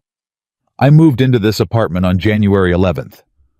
Olivia's head came up so fast her hair moved. What? January 11th. I was in Unit 2B downstairs for 4 years. The building manager moved us up here in January because the radiator in 2B went out for the 3rd time and he felt bad about it. Daniel's voice was very calm now, and Olivia had learned in the last 36 hours that calm was the sound of him getting dangerous. So on October 9th, when somebody supposedly walked into a bank and opened a business account in my name and listed his principal office address, that address did not exist as my address. I was living one floor down. So the filing is wrong. The filing isn't wrong. The filing is late. He turned the page. Somebody prepared this paperwork recently and backdated the formation, and they used my current address because they pulled it out of a current record, probably payroll, probably the direct deposit file which gets updated when you change your address, which I did in January. Olivia was already shaking her head. The state has a stamp. It says October 9th. The state has a stamp that says the effective date is October 9th. That's a box you check. You can file today and elect an effective date in the past for a fee. He looked at her. Ms. Bennett, does your general counsel handle entity formations? Yes. Then ask him what it costs to backdate a Washington LLC, and watch his face. At 7:54, Olivia stood up and walked to the window and stood with her back to the room. I need to tell you something and you're going to be angry, she said. Okay. Before I came here, I called Amara Cole. Daniel closed his eyes. Which one is Amara? Head of the audit committee, one of the 4 who voted with me. Olivia turned around. I told her about the Cascade plate logs. Not the details, just that I had them. She's been on that board 11 years, and she's the only person left who was in the room when my father hired Richard, and I needed one adult on my side, and I called her from the car. When? 4:50. And you got the Cascade response at 4:40. Yes. Daniel looked at the wall for a second. How long between when you told her and when you got here? 2 hours. Then we have to assume they know, he said. Not that she told them, just assume it. Amara Cole would never. Ms. Bennett. He stood. 2 nights ago, your compliance system had a 6-year gap in it where my reports used to be. Yesterday, your camera archive got wiped under the login of a man who was asleep in Renton. This afternoon, a man with a business card walked into my daughter's school and knew her birthday. He picked up the folder. I'm not saying your friend is dirty. I'm saying stop assuming anybody is clean, including me, because that's the only way you survive the next 9 days. Why 9 days? I don't know. I said it to hear how it sounded. It sounded like you knew something. I know how these things are built, Daniel said. Nobody spends 6 months constructing a file with a name in it unless there's a date on the other end of it. There's a meeting, there's a vote, or a closing, or a filing deadline. Something has to happen on a Tuesday, and everything before it is scaffolding. He handed her back the folder. Find the Tuesday. At 8:40, after Olivia left after Emma was asleep with the door cracked 4 inches. Daniel Carter sat on the floor of his closet with his back against the footlocker and a photograph in his hand. The number on the back had a 703 area code. Virginia. He dialed it, and it rang 6 times, and he was starting to feel relieved when somebody picked up. This is Ellison. Daniel didn't say anything. Hello? Mac? There was a silence on the line that went on so long Daniel checked the screen. Say that again? Mac Ellison said. It's Danny. You son of a bitch. Yeah. 4 years. Yeah. 4 years, Danny. Not a call. Not a card. I sent flowers to Sarah's service, and I never even got a... He stopped himself. Daniel heard a chair move, heard a door close. You know what? Forget it. Forget it. Are you okay? Is the kid okay? Emma's fine. That's not what I asked. No, Daniel said. I'm not okay. Mac exhaled. All right, tell me. So Daniel told him. 10 minutes flat, no adjectives the way you brief. The badge on an empty hallway. The 17 minutes of nothing. The hard cases going out the dock signed by a man who didn't exist.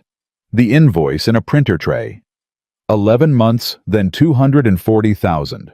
The wiped archive under Ray's login. The gray Malibu. The school. The LLC in his name at his address with $2.4 million that had moved through it in November. When he was done, Mac said nothing for a while. Danny, I do forensic work for 3 law firms, and I used to do it for the Bureau, so I'm going to say this to you as a professional and not as a guy who carried you out of a stairwell in Ramadi. Say it. That is the cleanest package I have ever heard described out loud. I know. No, you don't know. You think you know. Mac's voice sharpened.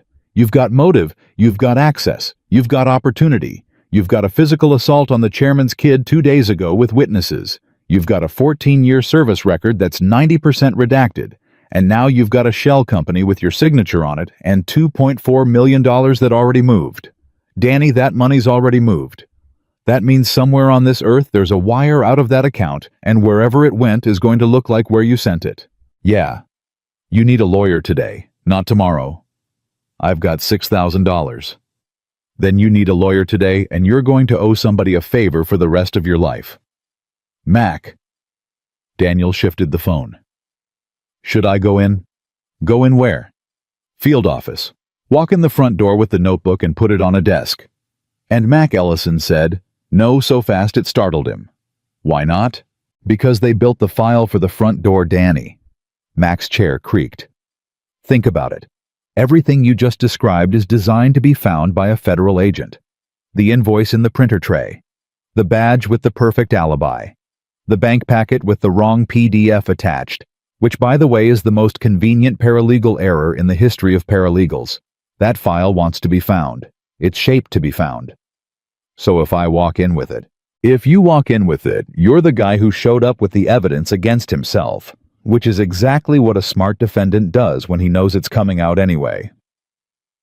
And there's an agent somewhere with 35 cases who is going to look at your redacted DD-214 and your bank account and your dead wife's medical debt and think there it is, there's the reason. Daniel's hand tightened on the phone. How do you know about the medical debt? Because I looked you up 11 seconds after you said your name, and if I can find it in 11 seconds, they found it in October. Mac softened barely. Danny, $91,000 in uncovered oncology billing. That's not a fact about your life anymore. That's a paragraph in somebody's memo. Daniel put his head back against the footlocker. Then what do I do? Hey, you get ahead of one thing. Just one. Mac was moving now. Papers, keys. Whoever opened that account had to open it somewhere. Wires are electronic, but account opening is a human being in a chair. Washington's a KYC state like everywhere else. They needed a physical ID and a physical signature and a physical face on a physical day, and Danny Banks keep the face. Daniel sat up. Branch cameras. 90 days minimum, 6 months at the big ones, and First Cascade is a regional, which means they're conservative, which means they keep everything. Mac's voice dropped. But you can't ask for it. You're the account holder of record. You walk in there asking about your own account, and now you're a man who visited the bank, and that's another photograph in the file. Then who asks? Somebody who was never in the story, Mac said. You got anybody like that? Daniel thought about a 71-year-old man with bad knees behind a diner counter. Yeah, he said. I might. At 9:15 the next morning, Gus Whitaker walked into a First Cascade branch on 2nd Avenue, wearing a jacket he hadn't worn since a funeral in 2011, and asked to speak to somebody about a business account. He was very old and very slow, and he had a paper folder with a rubber band around it, and he told the woman at the desk that his nephew had gotten him mixed up in an LLC, and he wanted to know if his name was on anything. And he was so genuinely confused and so genuinely irritated about it that the assistant manager took 40 minutes with him out of pure human sympathy. At 9:57, he came out and got into the passenger seat of a 9-year-old Corolla parked 2 blocks away and said, October 9th, 10:40 in the morning. Opened in person by a man who presented a Washington driver's license. Daniel didn't move. Say the rest. She wouldn't give me the number. She wouldn't give me anything, son. I want to be clear. I'm 71 and I'm charming, but I'm not a magician. Gus pulled the rubber band off the folder. But she was looking at her screen while she explained to me how account opening works, and she said something without meaning to. What? She said, oh, that's funny. This one's got a manual override on the address verification. Daniel turned in his seat. Oh, what? That's what I said. And she said sometimes the system kicks it back if the address on the ID doesn't match the address on the application, and then a manager has to approve it manually, and she said whoever did it left the note blank, which isn't allowed. The address on the ID didn't match. Nope. Because the ID said 2B. Daniel said, and the application said 4C. Gus looked over at him. That means something? It means whoever walked into that bank in October had a copy of my actual driver's license, which had my actual address on it at the actual time, and then wrote a different address on the application because he was working off a payroll file that got updated in January. Daniel's hands closed on the wheel. It means he had both, and he used the wrong one, and a system flagged it, and a manager clicked past it. That's good. That's a fingerprint. Then why do you look like that? Daniel looked out the windshield. Because it means somebody had my license, he said. Not a photocopy. A copy good enough to pass a teller at 10:40 in the morning. At 11:20, Marilyn Boyd called from a parking lot behind a pharmacy in Tukwila, and she did not bother with hello. They put me on leave. Marilyn, 31 years. Her voice was a rasp. 31 years, and a man half my age walked into my office at 9:15 and asked me to hand over my laptop, and when I asked why he said document retention review, and he wouldn't say another word. Who was he? Outside counsel. Marilyn, listen to me. No, you listen. Something in her broke and came through the phone. I need to tell you something, and then I'm going to hang up, and I'm going to throw up in this parking lot. Daniel went still. Go ahead. In October, Richard came to me and asked me to pull 4 onboarding packets for a benefits audit. Yours was one of them. Daniel closed his eyes. Which 4? Yours. Ray Delgado. 2 guys in facilities who left in 2021. She was crying now openly. He said the carrier was doing a dependent eligibility audit and he needed the original packets because the scans were bad. And Daniel, that's a real thing. Carriers really do that. I've done it 4 times in 31 years. Did you give them to him? I gave them to his assistant, in a folder, and I got them back 3 days later and I put them away, and I never thought about it again for 6 months. Her breath hitched. Your I-9 was in there. Do you understand what's in an I-9? There's a photocopy of your driver's license stapled to the back of an I-9. That's the whole point of the form. The car was very quiet. Marilyn, I handed him your face, she said. I put it in a folder and I handed it to him, and I said, let me know if you need anything else. Marilyn, stop. I can't. You didn't know. That's not a defense, Daniel. That's an excuse, and I'm too old to pretend those are the same thing. She blew her nose. There's more. Go. When I got the packets back, one thing was different. I noticed it, and I didn't care.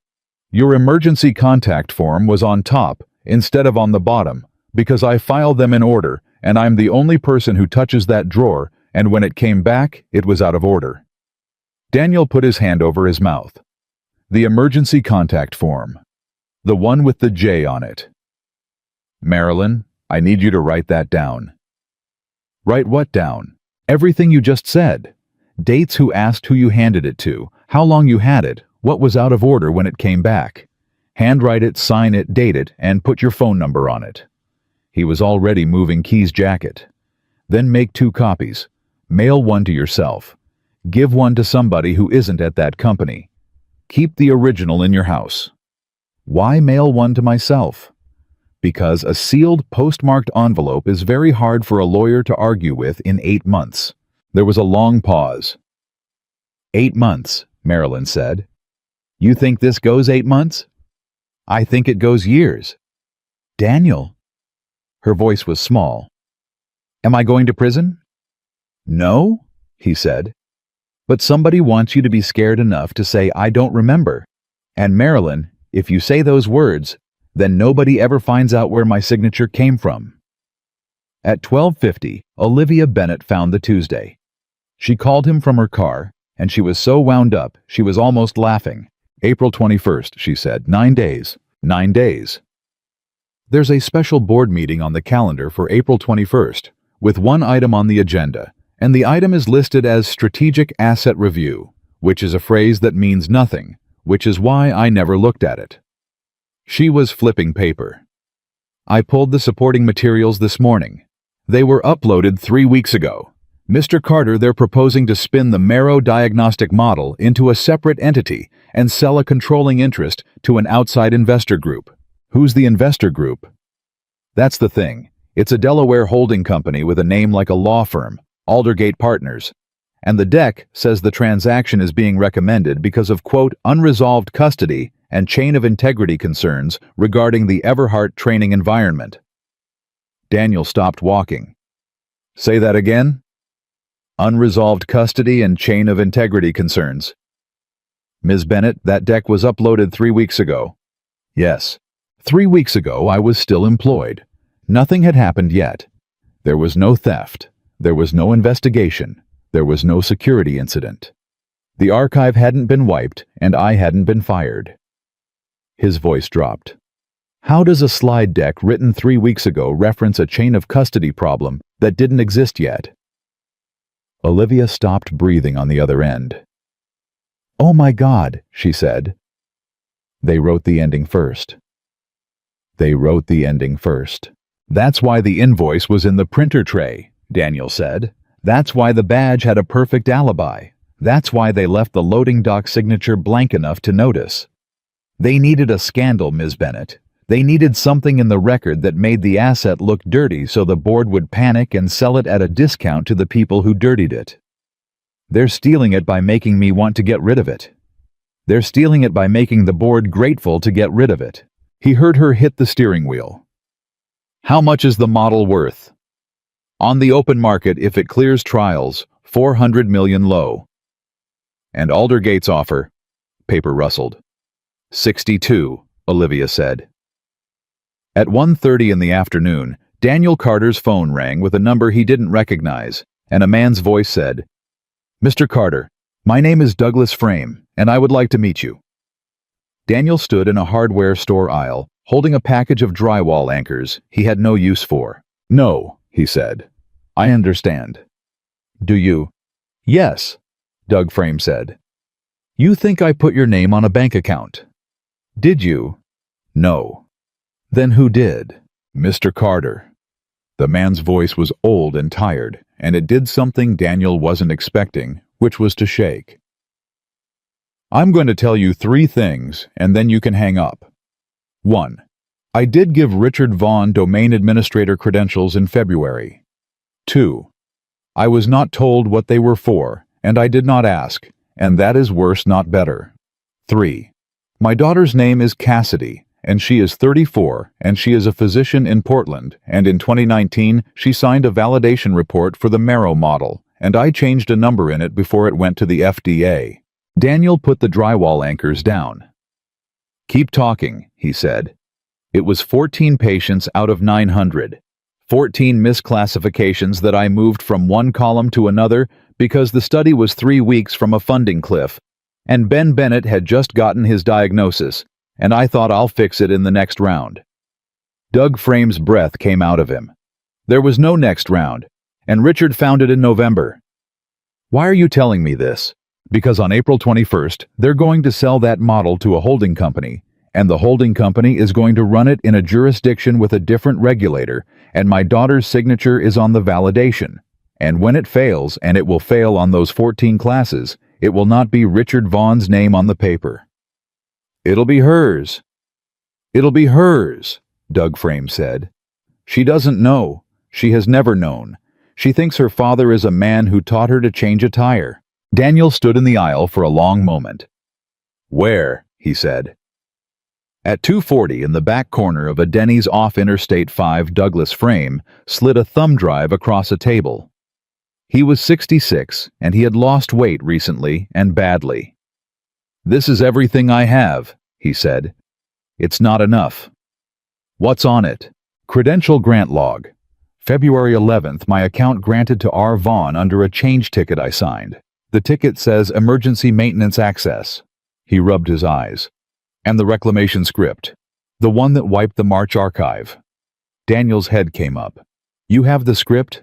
I have the scheduler entry, which is better because the script executed under Delgado's credentials. But it was scheduled 4 days earlier from a workstation, and workstations have asset tags. Whose workstation? Preston Vaughn's. Daniel sat back. No, he said. I'm telling you what the log says. I know what the log says. I'm telling you no. Daniel leaned in. Doug, that kid can't schedule a task. That kid asked me in November how to make the copier do double-sided. Somebody sat down at his machine. Then it doesn't help us. It helps us enormously. Daniel said, because it's the second time. 3rd of March, his badge clones into an empty hallway. 4th of April, his workstation schedules a wipe he's not smart enough to schedule. Doug, they're not just framing me. They're building a 2-man conspiracy. Disgruntled facilities supervisor and the boss's spoiled kid. The kid gets a slap and a settlement because he's family, and I get the federal exposure because I'm nobody. Doug frame went gray. Richard's framing his own son. Richard's framing his own son cheap, Daniel said. It costs him nothing. Preston gets embarrassed and lawyered and quietly moved to a consulting role in Denver, and the file has 2 names in it instead of 1, which makes it look like an investigation instead of a hit. That's monstrous. That's Tuesday. Doug put his face in his hands. What do I do? He said. Tell me what to do. You resign the committee. I can't. If I resign, he releases what he has on Cassidy. He's going to release it anyway, Daniel said. Doug, look at me. On April 22nd, when that deal closes and the asset is gone, what is your value to Richard Vaughn? Doug Frame stared at him. 0, he said. Less than 0. You're the only living witness to the credential grant. Doug, you are not a partner in this. You're a document. And on April 22nd, he shreds you. Then I'm finished.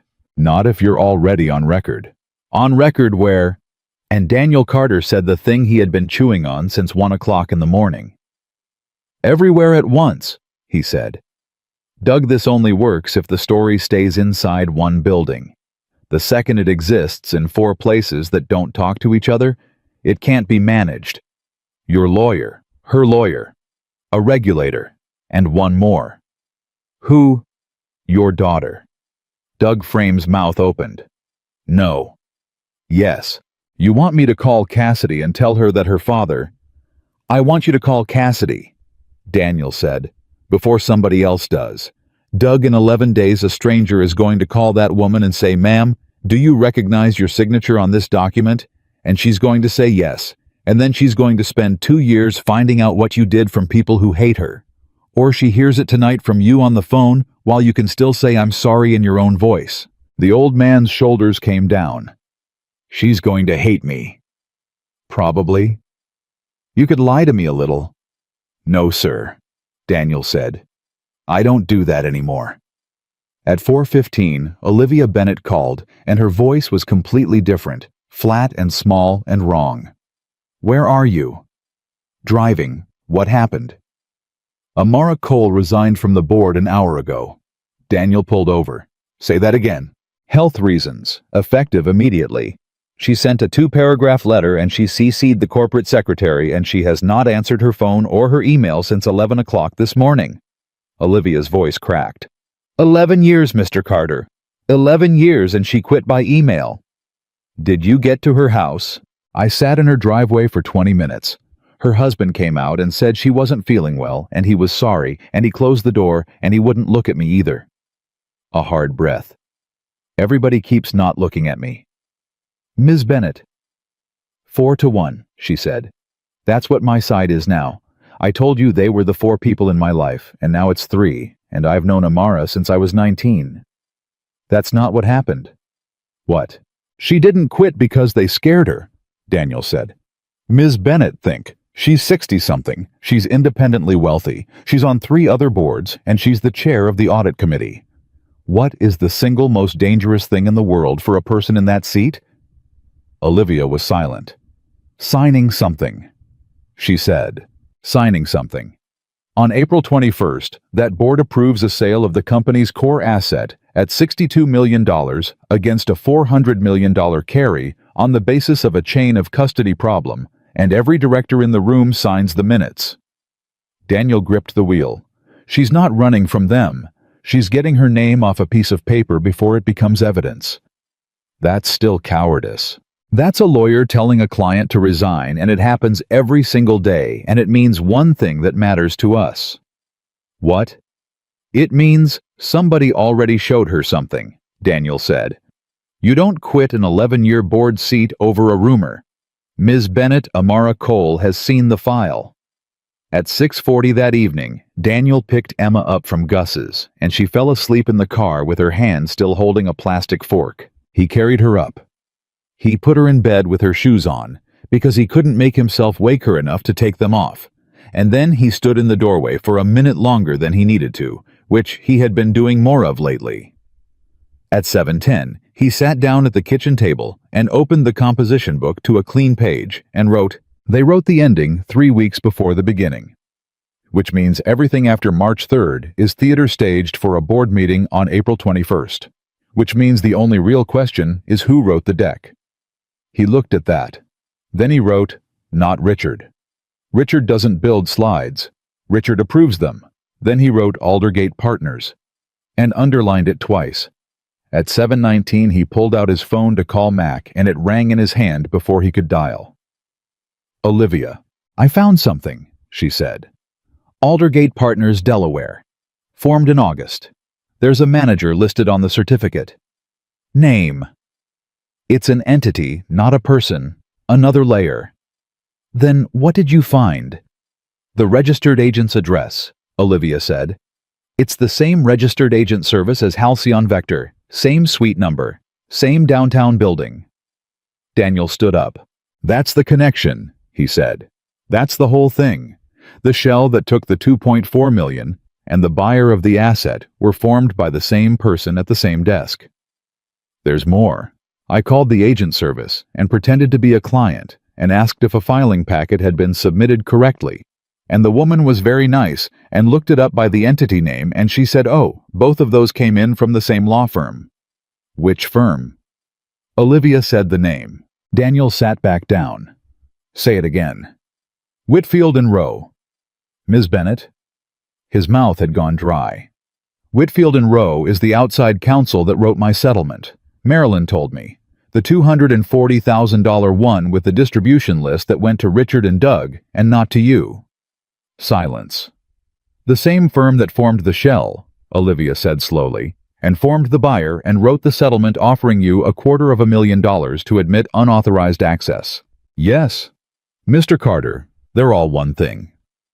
"They've been one thing since August," Daniel said. "Ms. Bennett, listen to me carefully. Do not put another word about this in writing. Not email, not text, not a note in your phone. Everything you have goes on paper and paper only starting now, and you keep it somewhere that is not your house and not your office." "Why not my house?" And that was the exact moment somebody knocked on the door of apartment 4C. 3 knocks, evenly spaced. The specific weight of a knock that expects to be answered. Daniel stood. "Ms. Bennett, I have to go." "What's happening?" "Somebody's at my door." "Don't hang up." "I'm hanging up." He crossed the room and put his eye to the peephole, and there were 4 of them in the hallway, 2 in windbreakers with a word across the chest, and 1 in a suit holding a folded sheaf of paper at his side. The way men hold paper they've been holding for hours. Daniel opened the door with the chain on. "Daniel Carter." "Yes." "Special Agent Whitmore. We have a warrant to search these premises." He held it up. "You can read it. I'd like you to read it, but I need you to step back from the door. There's a 7-year-old asleep in the back bedroom." Something in the agent's face moved a 1/4 inch. "Then let's do this quietly," he said. Daniel took the chain off. He said, "I'm not going to answer questions, and I'd like to call a lawyer." And Whitmore said that was fine, and Daniel stood in his own kitchen with his hands loose at his sides while 4 people went through the only home his daughter had ever known. They were in the closet at 8:06. He heard the footlocker come open, heard the plastic of Ecker's flag, and something in him tightened that had nothing to do with the search. Then a woman's voice said, "Sir? What have you got?" "There's a device." Daniel turned his head. She came out of the hallway, holding it in a gloved hand inside a clear bag, and it was a black external drive, 2 terabytes, the kind you buy at any electronics store on any street in America. Daniel had never seen it before in his life. "That's not mine," he said. Nobody answered him. "That's not mine," he said again, and heard how it sounded and understood in that instant, standing in his own kitchen at 8:07 at night, that this was the sentence he was going to be saying for the next 2 years. Then Emma's door opened.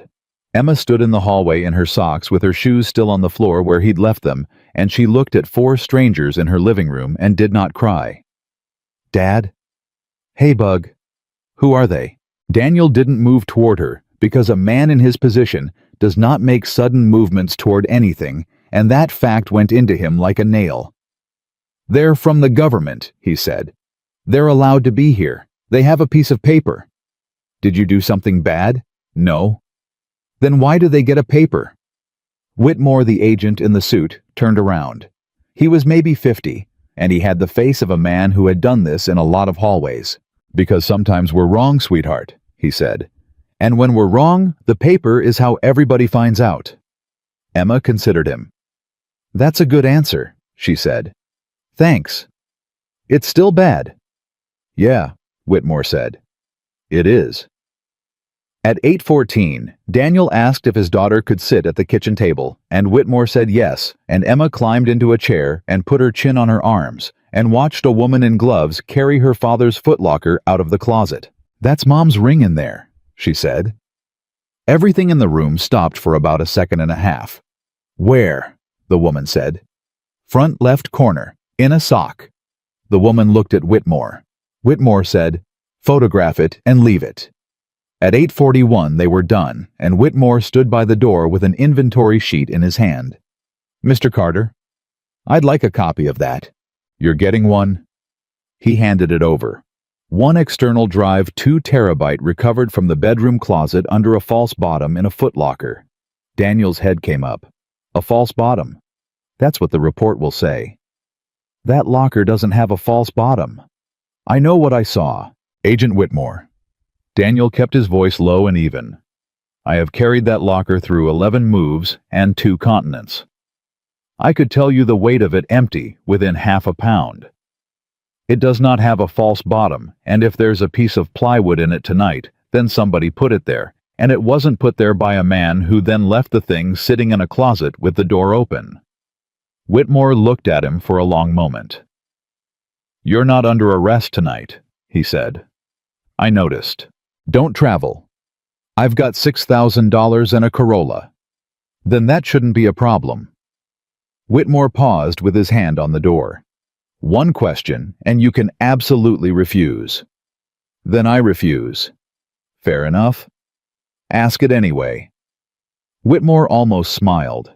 "When we came through that door," he said, "you put your hands out from your body, and you turned your palms forward without being told. Nobody does that. Guilty guys reach for their phone. Innocent guys yell. You did the one thing that makes an entry safe for 4 strangers." He tilted his head. "Where'd you learn it?" "Somewhere with worse doors," Daniel said. The door closed. At 8:53, Emma said, "Dad, you can sit down now." And Daniel realized he'd been standing in the same square foot of floor for 11 minutes. He sat. She climbed into his lap, which she hadn't done in about a year, and put her head under his chin. "Are we in trouble?" "I am." "Then we are." "No, Em."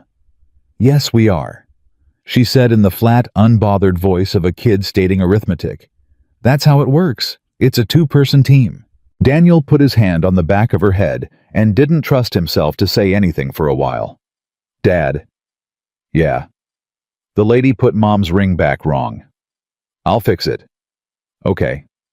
At 9:20, his phone rang, and it was Mac Ellison, and Daniel answered by saying, "They raided me." "I know." "How do you know?" "Because I've been calling Seattle field office contacts all day like a beggar, and at 4 o'clock, One of them stopped taking my calls, and Danny, when a guy stops taking your calls in the middle of the afternoon, it means he just got read into something. Mac was moving. Airport noise. I land at 11:40. Josephine Ruiz is landing at 11:15. Who's Josephine Ruiz? She's your lawyer. I can't pay a lawyer. She's not for you, she's for me, Mac said. I've retained her. I'm the client. She's my forensic consultant's counsel, and you are my forensic consultant. And if that sounds like a technicality, that's because it is one, and it's the reason we can talk on the phone tomorrow without a prosecutor listening. Say thank you. Daniel closed his eyes. Mac. Say thank you, Danny. Thank you. There he is. At 7 o'clock the next morning, Josephine Ruiz sat down across from him in Gus Whitaker's back booth, took one look at the inventory sheet, and said the first useful thing anybody had said in 3 days. They made a mistake. Which one? They gave you the drive too early. She was 51, built like a fire hydrant, 8 years an assistant U.S. attorney, and 11 years on the other side, and she talked with her hands flat on the table. Mr. Carter, follow me. The story they've built says you stole a training cluster on March 11th, and you were fired on March 29th. Fine. Now when does a thief with a stolen asset move it? Immediately. Immediately, within hours. You do not sit on a felony in your closet for 6 weeks while a private investigator photographs your car. She tapped the sheet. And they told us about the PI. You made him. That means there's a licensed investigator in this state with 4 days of logs that say you drove to a school, a diner, a hardware store, and a gas station. They'll say I moved it before he started. Then the drive should be empty, or old, or wiped. It isn't, or they wouldn't have bagged it like a Christmas present. Joe leaned in. I want the right timestamps. That's the whole case. Not the theft, not the shell company, not the $2.4 million. Just the question of when data was physically written onto that drive. Daniel sat up slowly. Because if it was written after March 22nd, after March 22nd, your badge was dead, your credentials were revoked, and you couldn't have gotten within 40 feet of that server room. They'd say I had the cluster at home by then. Sure.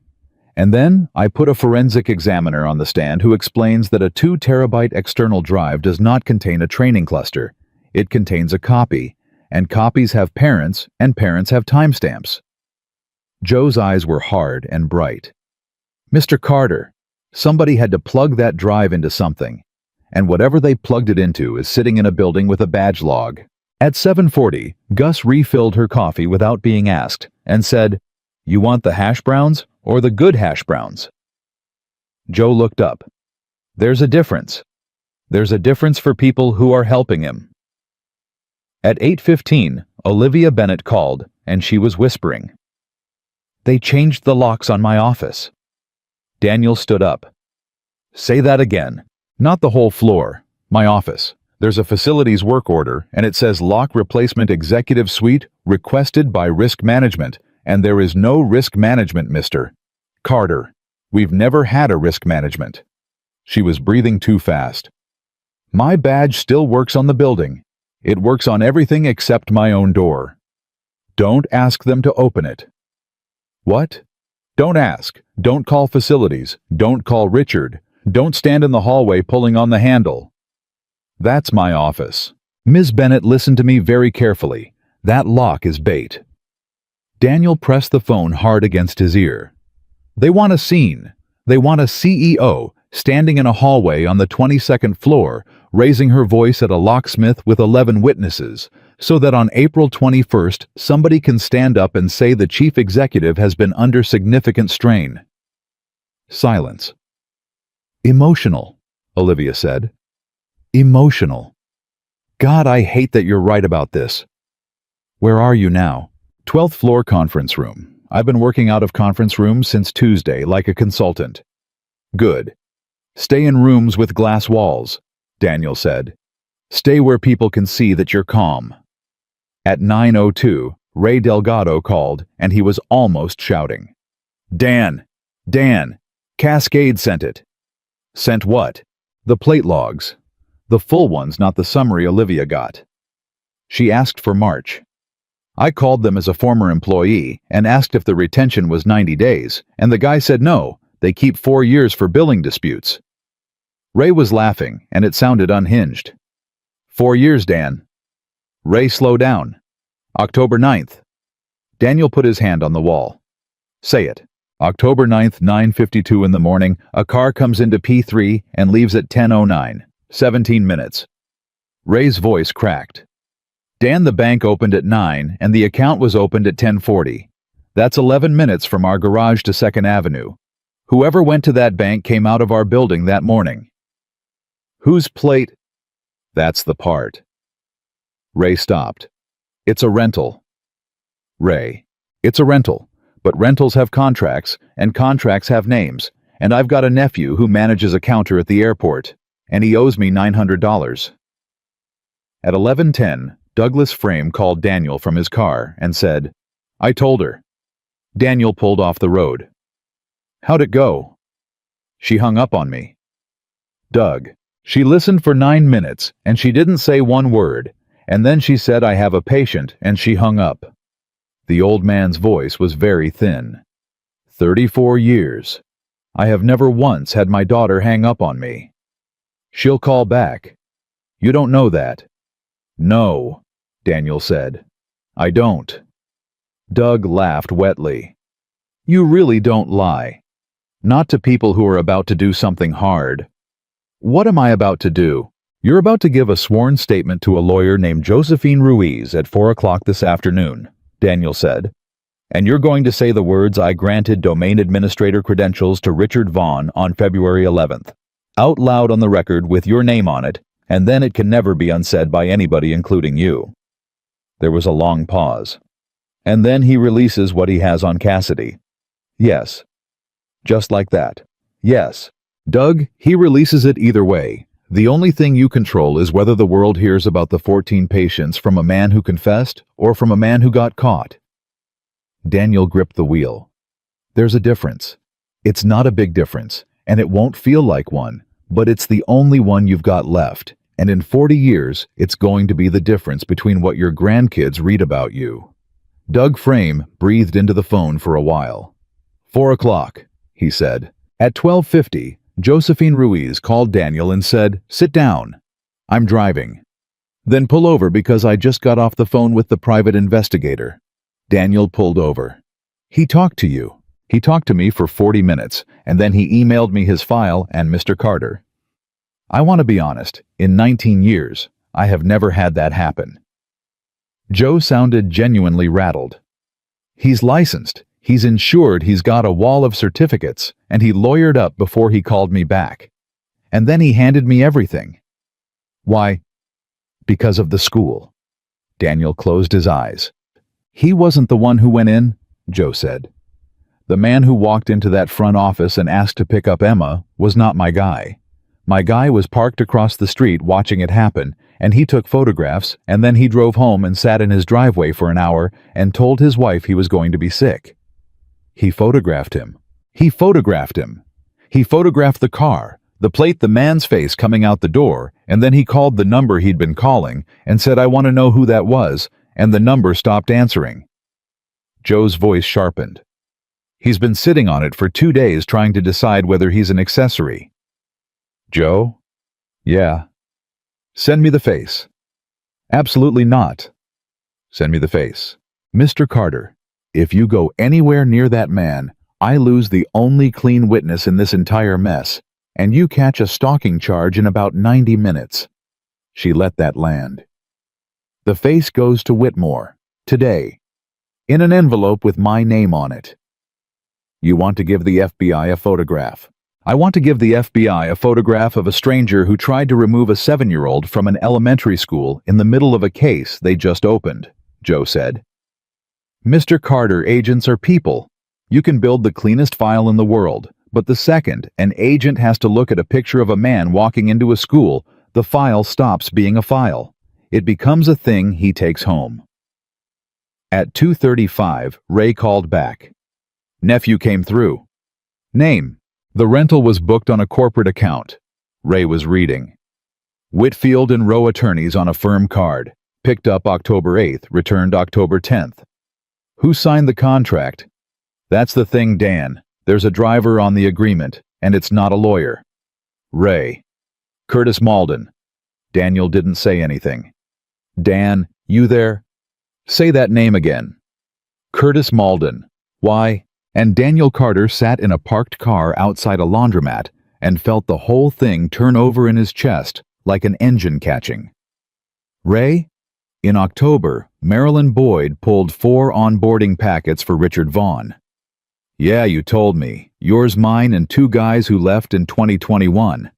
Ray, who were the 2 guys? A long pause. Oh my God, Ray said. Say it. Curtis Malden and Tony Pham. Ray's breath went out of him. Curtis was on my crew. He did 4 years and quit to drive a truck. Ray, what did Curtis Malden look like? What do you mean, what did he? What did he look like, Ray? Ray stopped. He looked like you, he said slowly.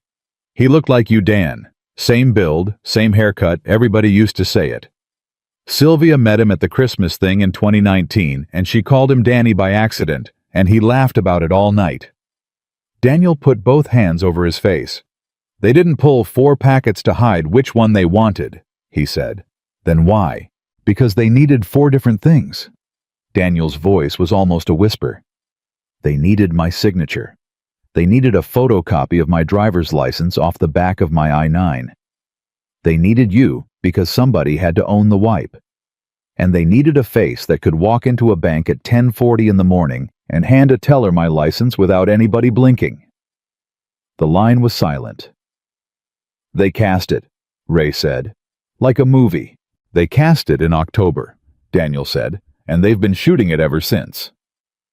At 4:10, Josephine Ruiz took a sworn statement from Douglas Frame in a conference room she'd rented by the hour, and it ran 51 minutes, and at the end of it, the old man asked if he could have a glass of water, and then sat with it in both hands without drinking any. At 4:50, Olivia Bennett got into her car in the P3 garage and found Preston Vaughn sitting on the hood. Get off my car. I need to talk to you. Preston, get off my car. They took my badge, he said. Olivia stopped. What? This morning, 9:15. My dad's own assistant came down to my office with 2 guys from security and asked for my badge and my laptop, and she wouldn't look at me, and when I called my dad, he didn't pick up. Preston slid off the hood, and up close, Olivia could see that he had not slept and had been crying and had done a bad job of hiding either. Olivia, they put me on leave. My father put me on leave. For what? Data retention review. Olivia felt the floor tilt. That's the same phrase they used on Ray Delgado, she said. Who? The night guard. The one they walked out on Tuesday. I don't know who that is. No, Olivia said. You wouldn't. There's a scheduler entry. Preston's voice climbed. That's what the letter says. A task was scheduled from my workstation on April 4th, and I don't even know what that means. Olivia, I don't know what a scheduler entry is. I asked the guy, and he said it's a computer thing, and I said no kidding, and now there's a lawyer. My dad hired me a lawyer, and the lawyer keeps saying, we're going to get you a very good outcome, and I keep saying, I didn't do anything, and he keeps saying right, and we're going to get you a very good outcome. Olivia stood there with her keys in her hand. Preston. What? Where were you on March 3rd? Scottsdale. And your badge? In my. He stopped. In my bag. In the hotel. Why? Your badge scanned into the 11th floor server hall at 2:41 in the morning on March 3rd. Preston Vaughn stared at her. That's not possible. No, Olivia agreed. It isn't. So somebody... Yes. So somebody made a copy of my badge. Yes. He turned away from her and turned back, and his hands came up and dropped. That's my dad's floor, he said. At 5:20, Preston Vaughn called a number he'd gotten out of an HR file he wasn't supposed to have access to anymore, and Daniel Carter looked at the screen and let it ring 4 times before he answered. Carter. It's Preston. I know. Don't hang up. I'm not going to hang up. I want to... The kid's voice broke on the first syllable, and he had to start over. I want to say something about Tuesday. You don't have to. I hit you with a box. Yes. You had a picture from your kid in it, and I knocked it on the floor and I laughed at you. Preston was breathing wrong. I've been thinking about that for 6 days. I keep thinking about it at like 3 in the morning, and I want you to know that's not who I am. Preston? What? That is exactly who you are, Daniel said. That's who you've been for 26 years because everybody around you got paid to tell you it was charming. Silence. Okay, Preston said. Yeah, okay. But that's not who you have to stay. Man, a wet laugh. Do you talk like this all the time? Only to people about to make a decision. At 6:15, Preston Vaughn drove into the P3 garage of a building he was no longer allowed to enter, parked in a visitor space, and waited 11 minutes for a 9-year-old Corolla. Daniel got out. He did not get close. Say it from there, he said. I found something. Say it. Last night I couldn't sleep, so I went to my dad's house. Preston's hands were shaking so badly he shoved them in his jacket. He wasn't there. He's been staying at the Fairmont since Sunday, which is a whole other thing, and I went into his office because I wanted to look him in the face, and I couldn't, so I looked at his desk instead. Preston? There's a folder. He pulled a phone out. It's got a tab on it, and the tab says Carter and Mr. Carter. It's 4 inches thick. Daniel didn't move. You photographed it. I photographed every page, 91 pages. It took me an hour and 10 minutes, and I threw up in his bathroom halfway through. What's in it? Preston looked up, and for the first time in his life, the kid's face had nothing performed on it at all. Your wife's hospital bills, he said. Daniel's jaw set. Keep going. Your mortgage application from 2019. Your daughter's school schedule with the pickup time circled. A printout of your service record with the redactions and a sticky note on it that says, unverifiable, therefore useful. Preston's voice was climbing. There's a page that's just a list of dates in March with check marks next to some of them. There's a memo from Whitfield and Rowe about something called narrative sequencing. And there's a photo of you and your kid at that diner taken through the window, and Mr. Carter, the date stamp on it is January. Daniel felt something cold go all the way down his spine. January 19th. That's 10 weeks before I was fired. I know. That's 6 weeks before the first badge event. I know. Preston's face crumpled. That's when I figured it out. That's when I understood that none of this is about something that happened. It's about something they scheduled. Daniel took one step closer. Preston, where's the folder now? Back on his desk. Exactly where it was at exactly the angle it was because I photographed the desk first. He almost smiled. I'm dumb, but I'm not stupid.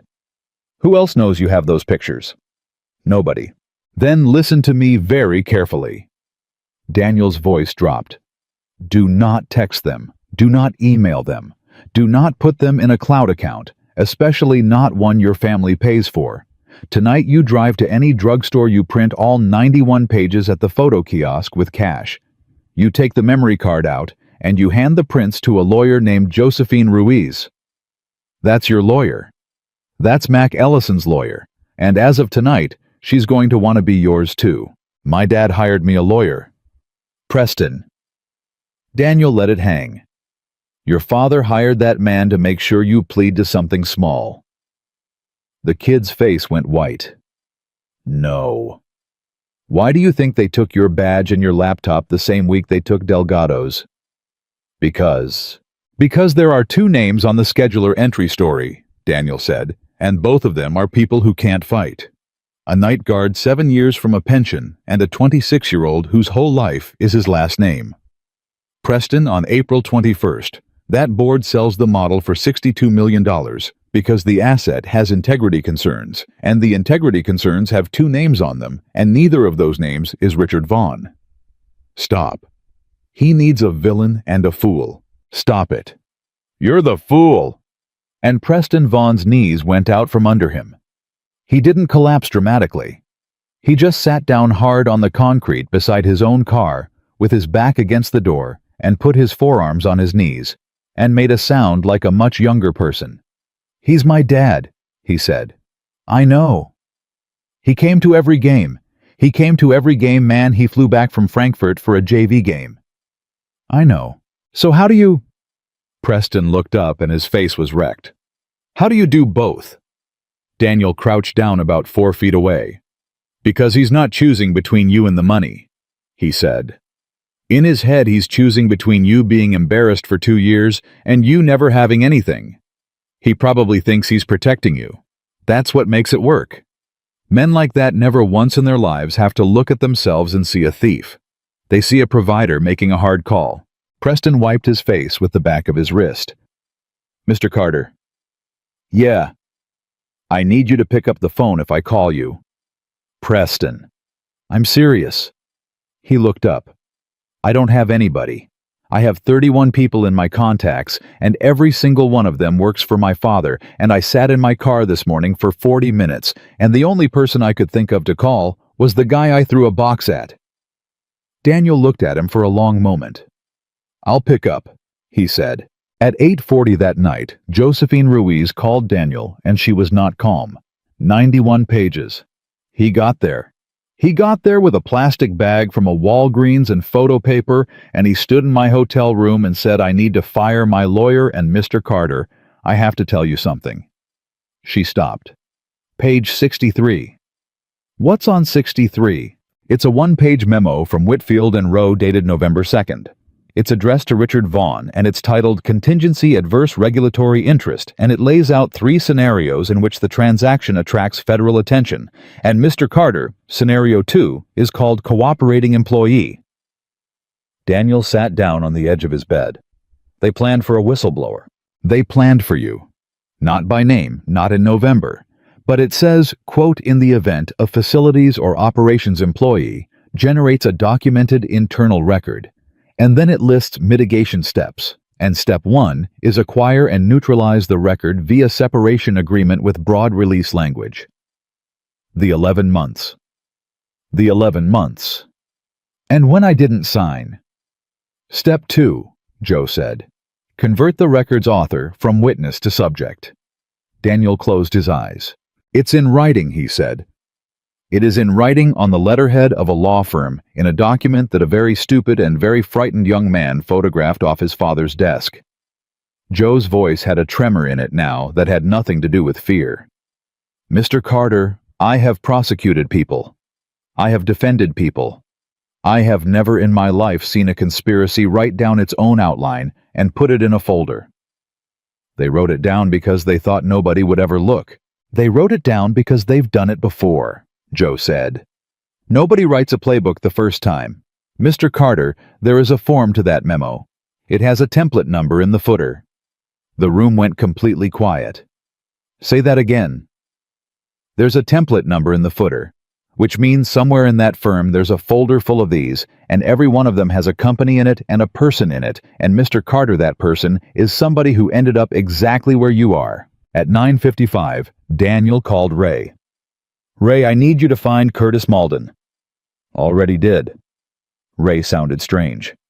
"Took me 2 hours. He's in Bremerton." "You called him?" "I called his sister. She thought I was somebody else at first, and she started yelling, and then she stopped and said, 'Wait, who is this?'" Ray's voice dropped. "Dan," she said, "are you another one of the lawyers?" "Another one." "Another one." At 6:40 the next morning, Daniel Carter took the ferry across and drove 11 minutes to a house with a chain-link fence and a boat under a tarp. And Emma sat in the car with Gus Whitaker, who had insisted on coming and had brought a thermos and a crossword and had said, "Somebody's got to be a witness who's too old to threaten." Daniel knocked. The man who opened the door was 40, something thick through the shoulders, hair cut short on the sides. He looked enough like Daniel Carter that both of them noticed it in the same half-second, and neither of them said it. "Curtis Malden." The man looked at him. Then he stepped back and held the door open and said, "You're the guy." "I'm the guy. I've been waiting 8 months for somebody to knock on this door." Curtis's hands were shaking, and he shoved them under his arms. "I told my sister. I told her in December. I said, one day a man's gonna come here, and she said, Kurt, you're being crazy. And I said, no, one day a man's gonna come here, and he's gonna have my face. Daniel stood in the doorway. You went to the bank. I went to the bank, Curtis said. October 9th, 10:40 in the morning. I signed a name that wasn't mine on a card, and they gave me a folder, and I drove out of there, and I pulled over on Yesler, and I sat in the truck for 20 minutes trying to figure out what I'd just done. Why? Because they said it was a test. Daniel's head came up. A test. An internal fraud audit. Curtis laughed, and it was the ugliest sound Daniel had heard all week. A guy from a law firm called me in September, said Everhart was running a red team on their vendor onboarding, said they'd hired former employees for the exercise, said it was $1,400 for a morning's work, and I'd be signing under a controlled test identity. He had a business card, man. He had a contract. I've still got the contract. You've still got the contract.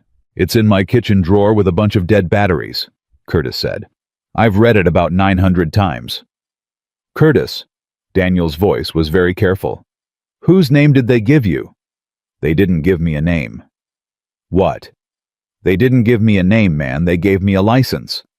Curtis went into the kitchen and came back with a folded piece of paper, and his hands were shaking so hard the paper rattled. They gave me a Washington driver's license with your picture on it. Daniel took the paper. My picture. Your picture. Your date of birth. Your address, the old one 2B. And my... He stopped and had to breathe.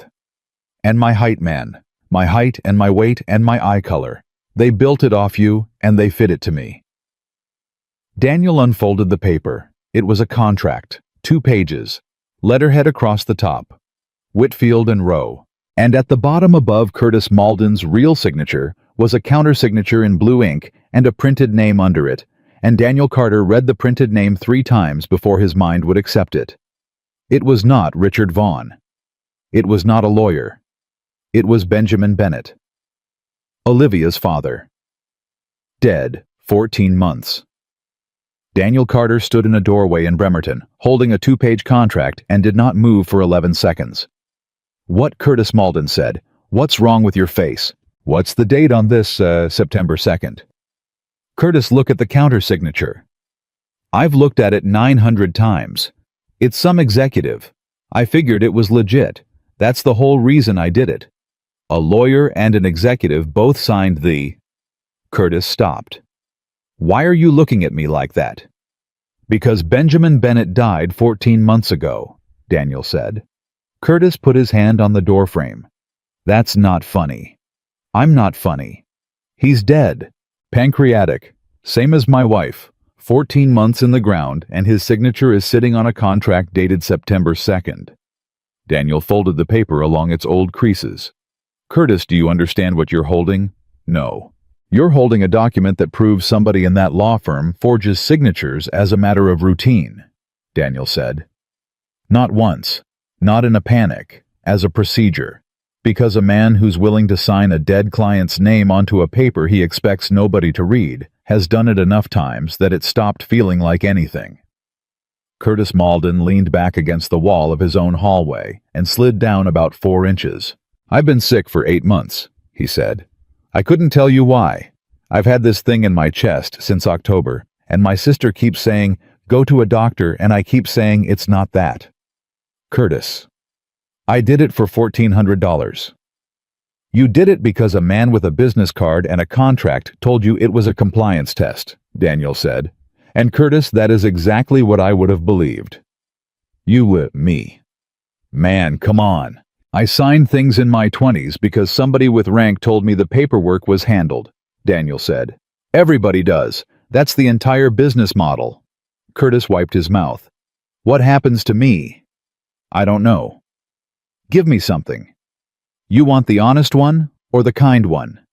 There's a difference. There's a difference for about 6 months, Daniel said, and then there isn't.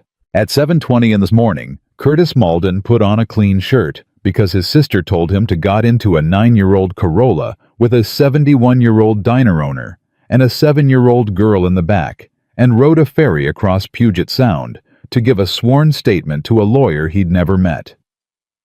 Emma looked at him over the seat. Are you the man who looks like my dad? Emma. It's fine, Curtis said. Yeah, I guess I am. You don't, though. No, you've got a sad mouth, Emma said, and went back to her tablet. Curtis Malden turned and looked out the window for the rest of the crossing and did not say another word. At 9:50, Josephine Ruiz got 11 minutes into Curtis's statement, stopped the recorder, walked out of the room, and called Daniel from the hallway. Where did you find him? Bremerton. Mr. Carter, I want to be precise about something. Her voice had gone very quiet, which he had learned meant the opposite of calm. This man has an original wet ink, 2-page engagement contract from Whitfield and Rowe on their letterhead retaining a private individual to open a bank account under a fraudulent identity. That is not evidence of a conspiracy. That is the conspiracy. In a kitchen drawer, under dead batteries. Joe. And it's countersigned by a corpse. I know. There's a template number in that footer too. She was breathing hard. It's 4 digits off the one on the November memo. 4 digits, Mr. Carter. They're sequential.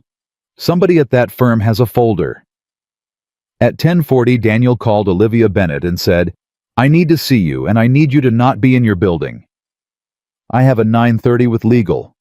Cancel it. Mr. Carter in 8 days. Ms. Bennett. He stopped, started again. Olivia. She went silent. He had never once used her first name.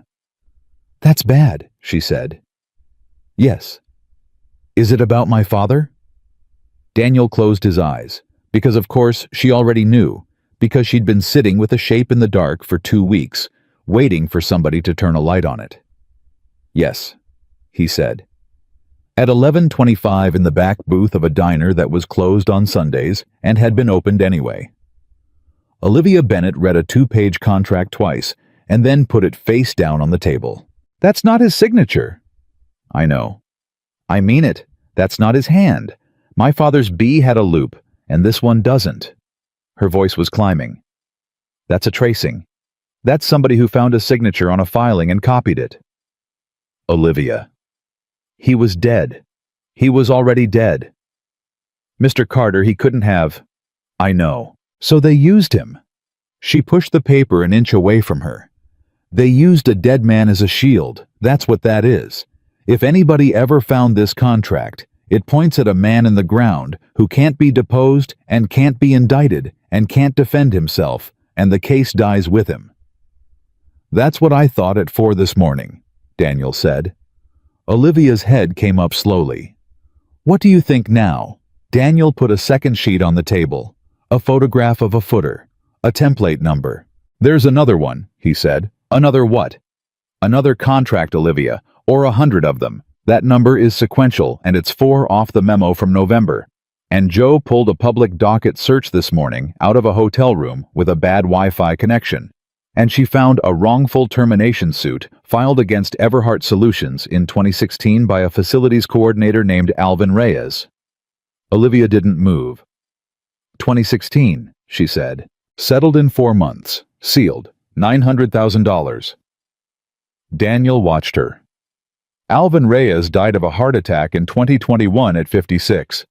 His widow answered the phone this morning and talked to Joe for 50 minutes. And Olivia, she said her husband spent 5 years telling anybody who'd listen that somebody put his name on a bank account. Olivia Bennett put both hands flat on the table. Who was CEO in 2016? You know who. Say it. Your father. Say the rest. Whitfield and Rowe were his lawyers, Daniel said. He hired them in 2011.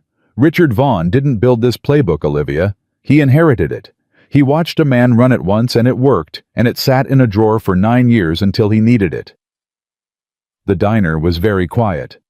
Gus behind the counter had stopped pretending to wipe anything. My father did this to somebody, Olivia said. We don't know that. Don't. We know a settlement got sealed, and a man spent his life saying he'd been framed. We don't know who signed off on it, and Olivia, We may never know because everybody in that room is dead except the law firm. Daniel leaned forward. But here's what I need you to hold on to, and I need you to hold on to it hard. Because in 8 days, you're going to walk into a room and somebody is going to hand you this exact piece of paper and watch your face. Richard. Richard.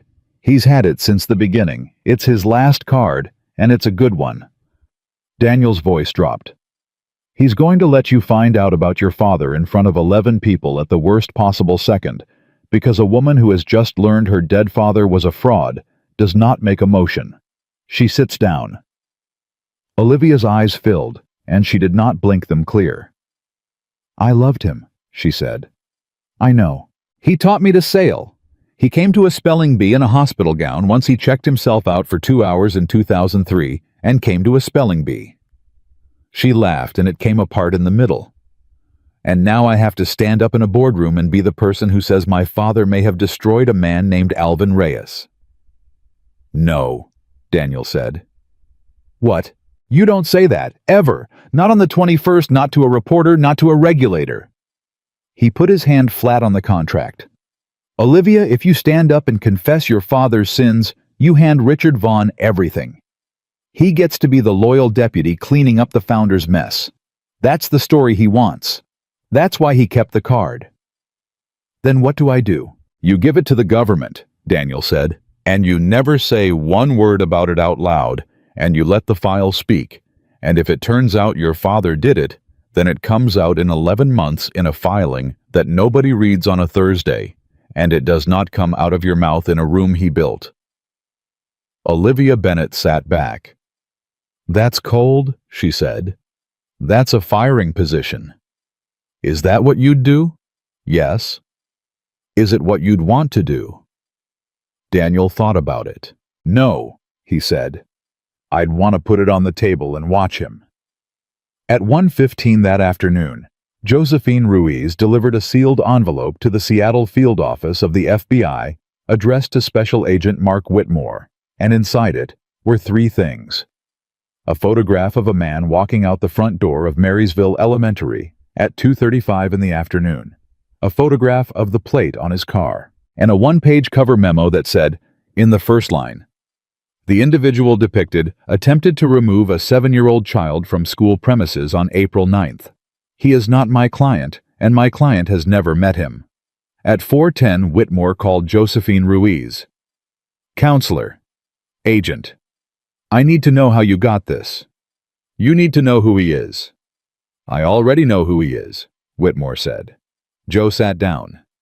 Say that again. I ran the plate at 2 o'clock, and I've been sitting at my desk for 2 hours. His voice was flat and hard.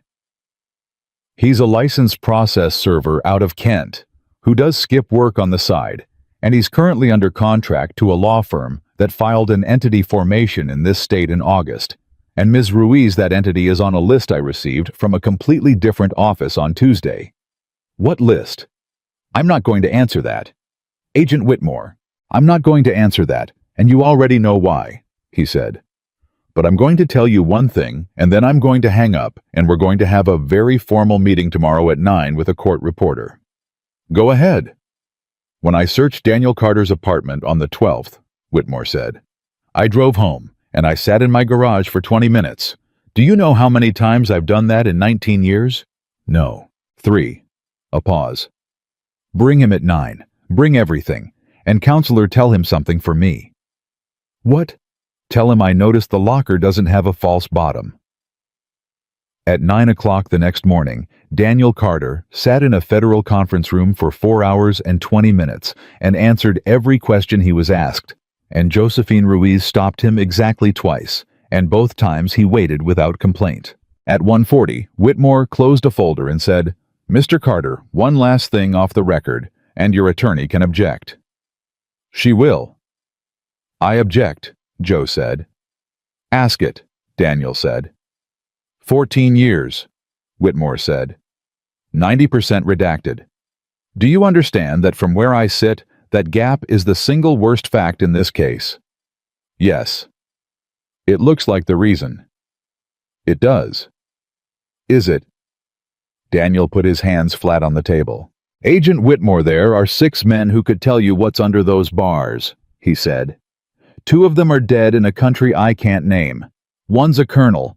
One does forensic work in Virginia, and he's sitting outside this door right now, and 2 of them can't talk about it any more than I can." "That's not an answer.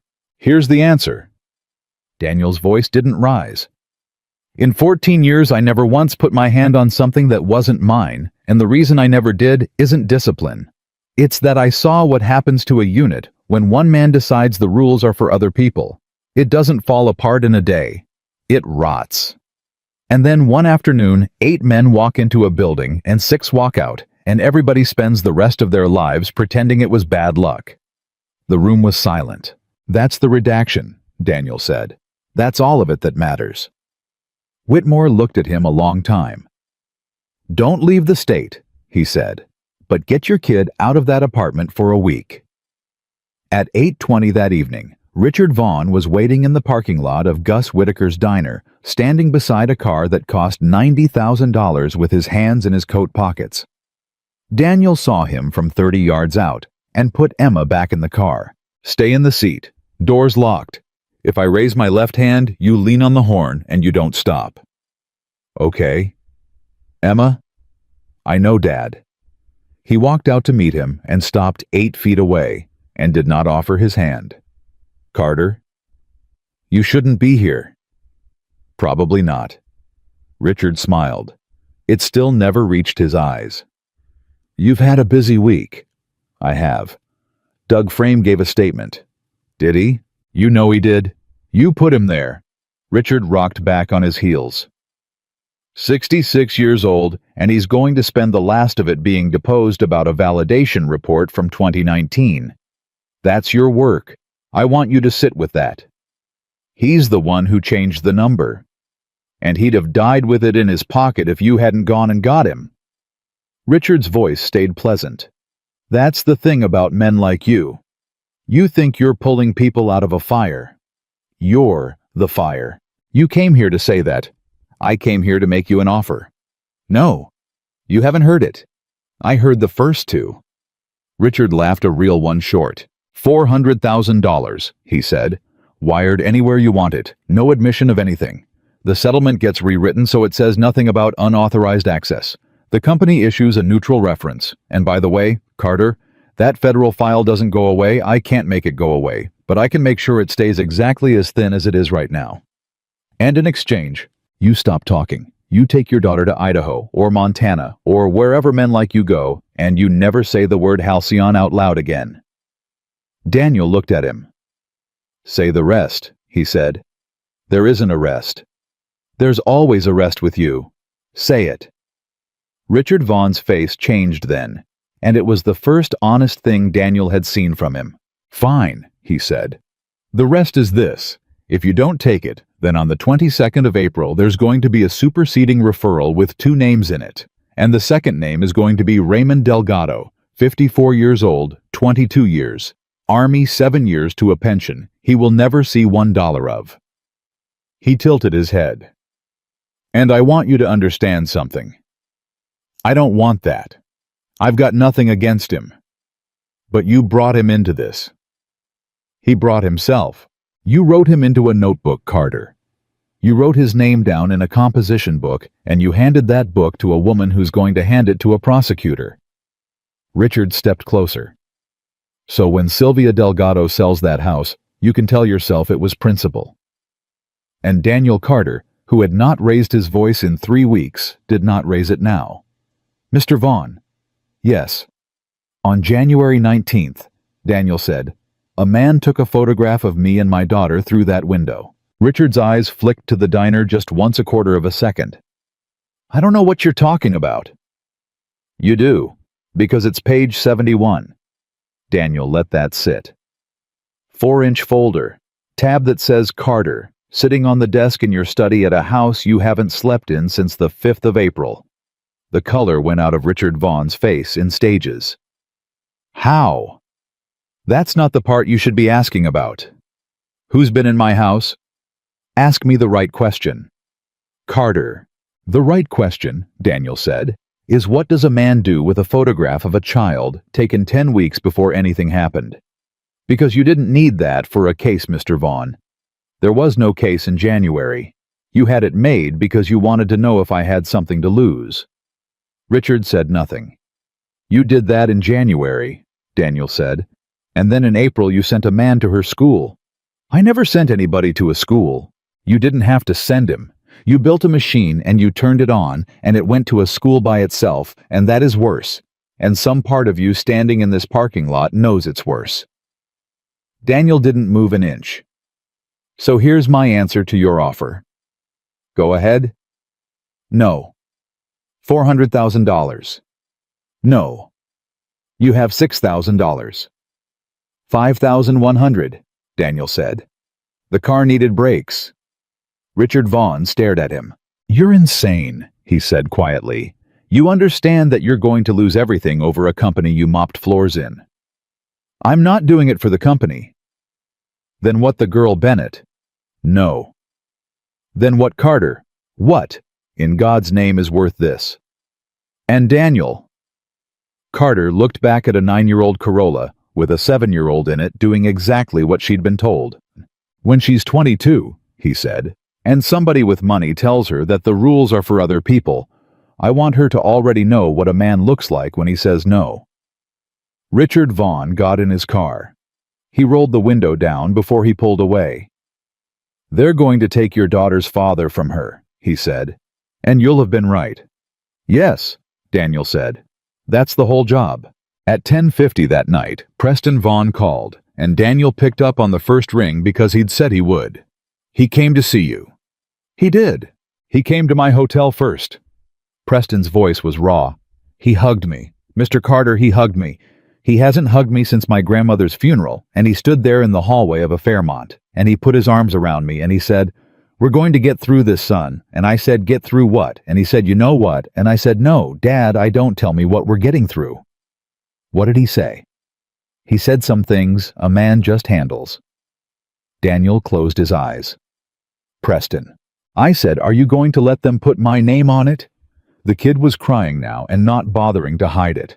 I asked him straight. I said, Dad, is my name in the referral? And he looked at me for a long time, and he said, Preston, the outcome for you is going to be very good.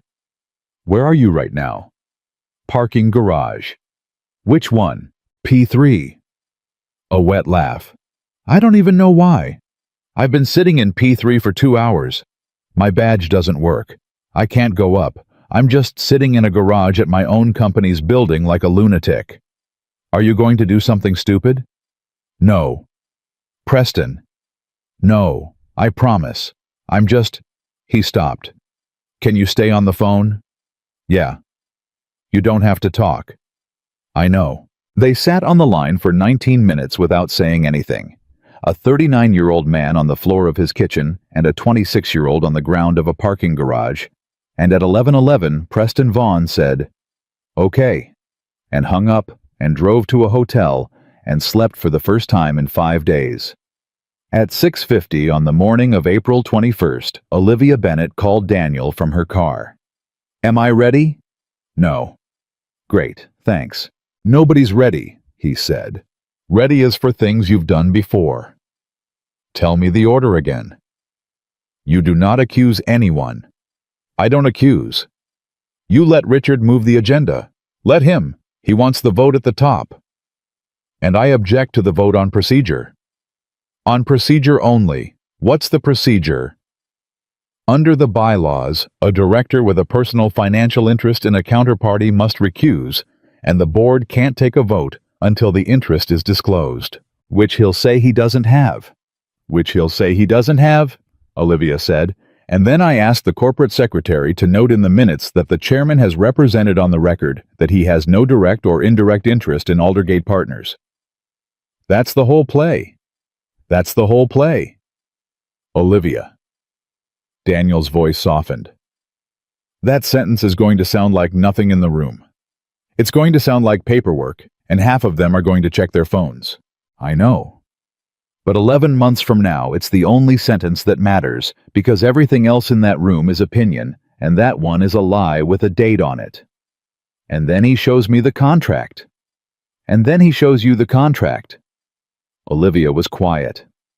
"What do I do?" she said. "You look at it, you take your time, you don't cry, and you don't argue, and you don't defend him." Daniel's throat tightened.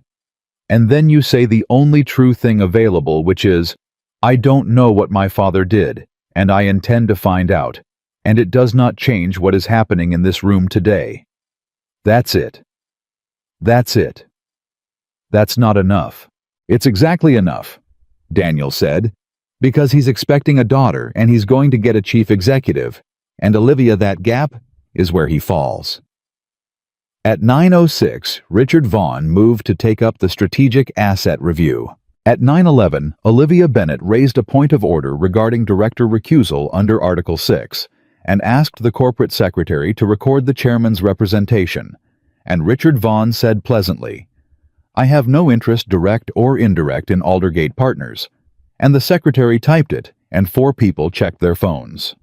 At 9:19, Richard slid a 2-page document down the table and said, "Before this board votes, there's something the chief executive should see." Olivia read it for a full 90 seconds. Then she set it down and said, "I don't know what my father did. I intend to find out, and it does not change what is happening in this room today." Richard Vaughn's mouth opened about a 1/4 inch. At 9:22, the doors of the boardroom opened, and Douglas Frame walked in and did not sit down. "Doug," Richard said, "we're in the middle of, I'm resigning from the Special Oversight Committee." Doug Frame said, "Effective now, and I'd like it in the minutes that I'm resigning, because on February 11th, I granted domain administrator credentials to Richard Vaughn under a maintenance ticket, and on April 8th, those credentials were used to delete 62 days of security footage under the login of an employee who was asleep at home." The room made a sound Olivia would never be able to describe. "Doug," Richard's voice was very careful now, "you're not well." "That's true," Doug said. "I've got about 4 years, and I've spent 9 months of them helping you, so let's not pretend either of us is well." He put a folder on the table. "I gave a sworn statement to a lawyer 8 days ago. It's already with the government. I'm not telling this room anything the government doesn't have. You're a liar, and you're a thief, and everyone here knows about your daughter's report." "Yes," Doug Frame said. Richard stopped. "Say that again." "Yes, I changed 14 classifications in a validation report in 2019, and I have already said so under oath with my name on it, and I told my daughter myself on the telephone 9 days ago, and she hung up on me." His voice shook and held. "And then she called me back 6 days later and she said, 'Dad, I'm going to report myself to the Board of Medicine.' And I said, 'Sweetheart, you didn't do anything.' And she said, 'I know. But somebody in this family is going to do the right thing on purpose.'" Nobody in the room moved. "So, you don't have anything on me anymore, Richard," Doug Frame said. "I spent it, all of it, in one phone call." At 9:31, Preston Vaughn came in behind him with a plastic Walgreens bag. "Preston?" Richard came half out of his chair. "Get out." "No, sir." "Get out of this room." "There are 91 pages in this bag," Preston said, and his voice was shaking so badly he had to stop and start again. "I photographed them off your desk on the 10th of April. They're already with the FBI. I gave them to a lawyer 11 days ago, and I fired the one you hired for me, and I want to say one thing to this board, and then I'll leave. Preston, I am asking you as your father." Page 63 is a memo from our own outside counsel dated November 2nd, Preston said, and it lays out a plan to convert an employee from a witness into a suspect. And page 71 is a photograph of a man and his 7-year-old daughter taken through a diner window on January 19th. He put the bag on the table. "That's 10 weeks before anything happened," he said. "There was nothing to investigate in January." He looked down the table at 11 people. "My badge scanned into a server room on March 3rd while I was in Scottsdale," he said, "and a task was scheduled from my computer on April 4th. And I want everyone here to know that I could not schedule a task on a computer if my life depended on it. And I want everyone here to know who told me that, because it wasn't a lawyer." "Preston," Richard said. "Son?" "It was the janitor," Preston Vaughn said. At 9:38, Ruth Levinson moved to table the transaction indefinitely. At 9:40, it carried 9-2. At 9:51, Richard Vaughn stood up and said the sentence that would appear in every filing about him for the next 4 years, which was, "This board is making an emotional decision." And Olivia Bennett said, "Note that in the minutes as well," and the corporate secretary typed it. At 10:15, the FBI came into the building through the lobby, and they did not come for Daniel Carter. At 10:40 on the morning of April 22nd, Everhart Solutions opened, down 31%. By the 29th, it was down 64. Whitfield and Rowe dissolved on May 11th, and 2 name partners surrendered their licenses in August, and a folder of 41 sequentially numbered engagement contracts became the subject of a federal investigation in 3 states that was still going 2 years later.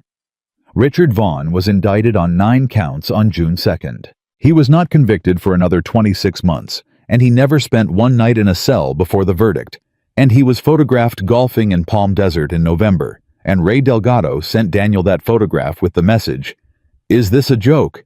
And Daniel wrote back, "No, that's the system. It just takes longer than the movie." At 11:15 on the morning of May 3rd, Marilyn Boyd was reinstated with back pay, and she worked for 9 more days and then retired. And she mailed Daniel a card with no return address that said, "I mailed the envelope to myself like you told me. It's still sealed. Thank you for making me a person who did something." At 2:20 on the afternoon of May 6th, Raymond Delgado's administrative leave was terminated, and his record was expunged, and he called Daniel from the parking lot and cried so hard he couldn't get a word out for 2 minutes, and finally said, "Sylvia keeps the house." "Ray, she keeps the house, Dan. I heard you. 22 years Army and I never once cried about a house." "You're not crying about a house." "No," Ray said. "I guess I'm not."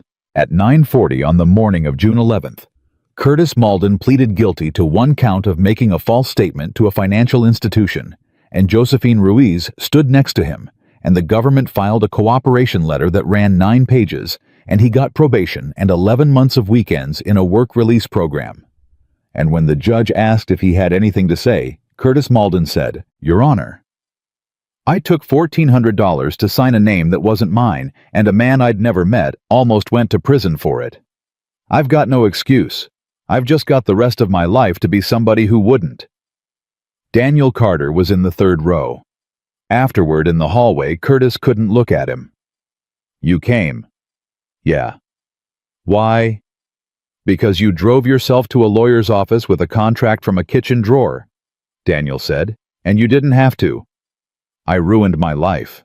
"You handed us the case." "That's not the same thing." "No," Daniel said, "but it's what you did." At 4:10 on the afternoon of July 2nd, Olivia Bennett sat across from Daniel Carter in a booth at Gus Whitaker's and slid a piece of paper across the table. "Chief of Corporate Security," she said. "You'd report to me, and only to me. $210,000 a year full benefits, and Mr. Carter.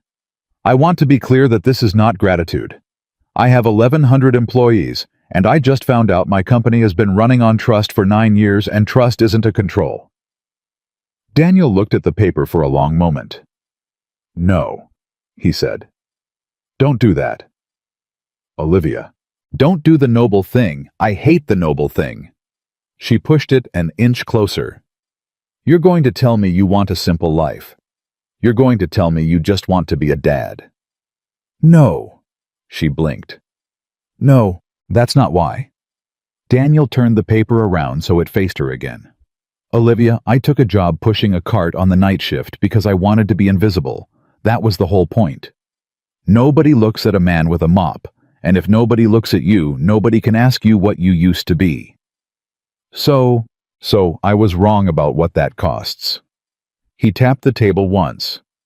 6 years I watched things and didn't say anything, because saying something meant somebody would look at me. And by the time I finally opened my mouth on March 18th, they'd already been building the file for 5 months. Olivia sat very still. "You think if you'd spoken up sooner—" "I think a man who hides is useless," Daniel said. "I think I was useless for 4 years, and I told myself it was healing. And I'm not going to take a job whose entire function is to be the person nobody looks at a higher salary. That's not what the job is. That's exactly what the job is. Chief of Security is a man who knows everything and says nothing until the General Counsel says he can. He shook his head. I'm done with rooms where the truth needs a signature. Olivia looked down at the offer. Then what are you going to do? She said. And Mr. Carter, before you answer, you have a legal bill somewhere north of $90,000 that Mac Ellison is refusing to let you see. I know about the bill. You do. I called Jo. She told me. Daniel almost smiled. Then she told me she'd rather set the invoice on fire than take $1 of it, and then she offered me a job. Olivia's eyebrows went up. Doing what? Investigator, Daniel said. She's opening a practice in September. Employment side. Plaintiffs only. She wants somebody who can read a badge log and a building and a scared person in a parking lot. That pays half. Less than half. Daniel. I know. You have a daughter and $5,000. I have a daughter, $4,200 and a car with new brakes, Daniel said. And the first client Jo signed is a 51-year-old warehouse supervisor in Kent, whose name showed up on a vendor account he's never heard of. And Olivia, he's got template number 0037 in his file. Olivia Bennett sat back in the booth. There are more of them, she said. There are 39 more of them. And you're going to go find them. I'm going to go find them. She was quiet for a while. Then she folded the offer letter in half and in half again and put it in her coat pocket. My father may have been the first one, she said. He may have been. If he was, you'll find that too. Yes. And you'll tell me. Yes. Olivia nodded slowly. Good, she said. That's the answer I needed. If you'd hesitated, I'd have taken the offer back. At 6:20 that evening, Gus Whitaker refused to let Daniel pay for anything, and then stood at the end of the booth with the coffee pot and said, You know she offered me money. Who? The Bennett girl. Came in on a Tuesday in May and said she wanted to make a contribution to the diner because of what happened here. What'd you say? I said, ma'am, this is a restaurant you contribute by ordering the hash browns. Gus set the pot down. Then she ordered the hash browns. The good ones. Son, she'd earned the good ones. At 7:45 on the evening of August 9th, Daniel Carter sat on the edge of his daughter's bed in apartment 4C, which they had not moved out of because moving cost money, and because Emma had said on the night after the search, "If we leave, they win," which was a phrase she had gotten from a cartoon, and which had shut her father up completely. Dad? Yeah, Bug. Is it over? Some of it. Which part's over? The part where they said I did something. He pulled the blanket up. That part's done. There's a letter. It's in the drawer. Can I see the letter? You've seen the letter 9 times. I like it. He got the letter. She read it in the way that 7-year-olds read official documents, which is to say she read the words she knew and skipped the rest, and then she handed it back. It says they're not going to charge you. It does. That's not the same as saying sorry. Daniel laughed. No, he said. It isn't. Are they going to say sorry? No. Governments don't. That's dumb. Yeah. She rolled over and looked at the ceiling. Dad. Yeah. Tyler Bosch said his mom said we were rich now.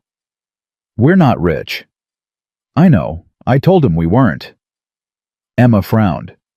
But then he said, then what did you get? Daniel sat there. What'd you tell him? He said. I said my dad got his name back. And Daniel Carter, who had gone through doors in Anbar with steady hands, who had stood in a boardroom and taken a man's wrist without thinking who had said no to $400,000 in a parking lot, with $5,000 to his name, had to put his hand over his mouth for a second. That's right, he said. Was that the right answer? That was the best answer anybody's given all year. She yawned. Dad? Go to sleep. One more. 1. Why didn't you just say who you were? Emma turned her head on the pillow. At the beginning, you could have told them the Navy thing, and they'd have been scared of you, and nobody would have done any of it. Daniel sat with that a long time. Because a man who has to tell you what he used to be, he said, is asking you to be afraid of him. And I didn't want them afraid of me. I wanted them to be wrong about me. Were they? They were wrong about everything, Bug, he said. That was the whole thing. They looked at a man pushing a cart down a hallway at 2 in the morning, and they decided he was nobody, and they built $400 million on top of that one mistake. Emma closed her eyes. And then it fell down, she said. And then it fell down. He turned off the lamp and left the door open 4 inches, the way she liked it, and stood in the hallway of a small apartment that he could still barely afford, listening to his daughter breathe. They had fired the single dad to make room for the chairman's son. 3 weeks later, the whole thing came down. And the only man who could have stopped it, the one they'd handed a cardboard box and laughed at on his way out the door, was standing in a hallway in Seattle with nothing in his pockets and his name back in his mouth, exactly where he had chosen to be.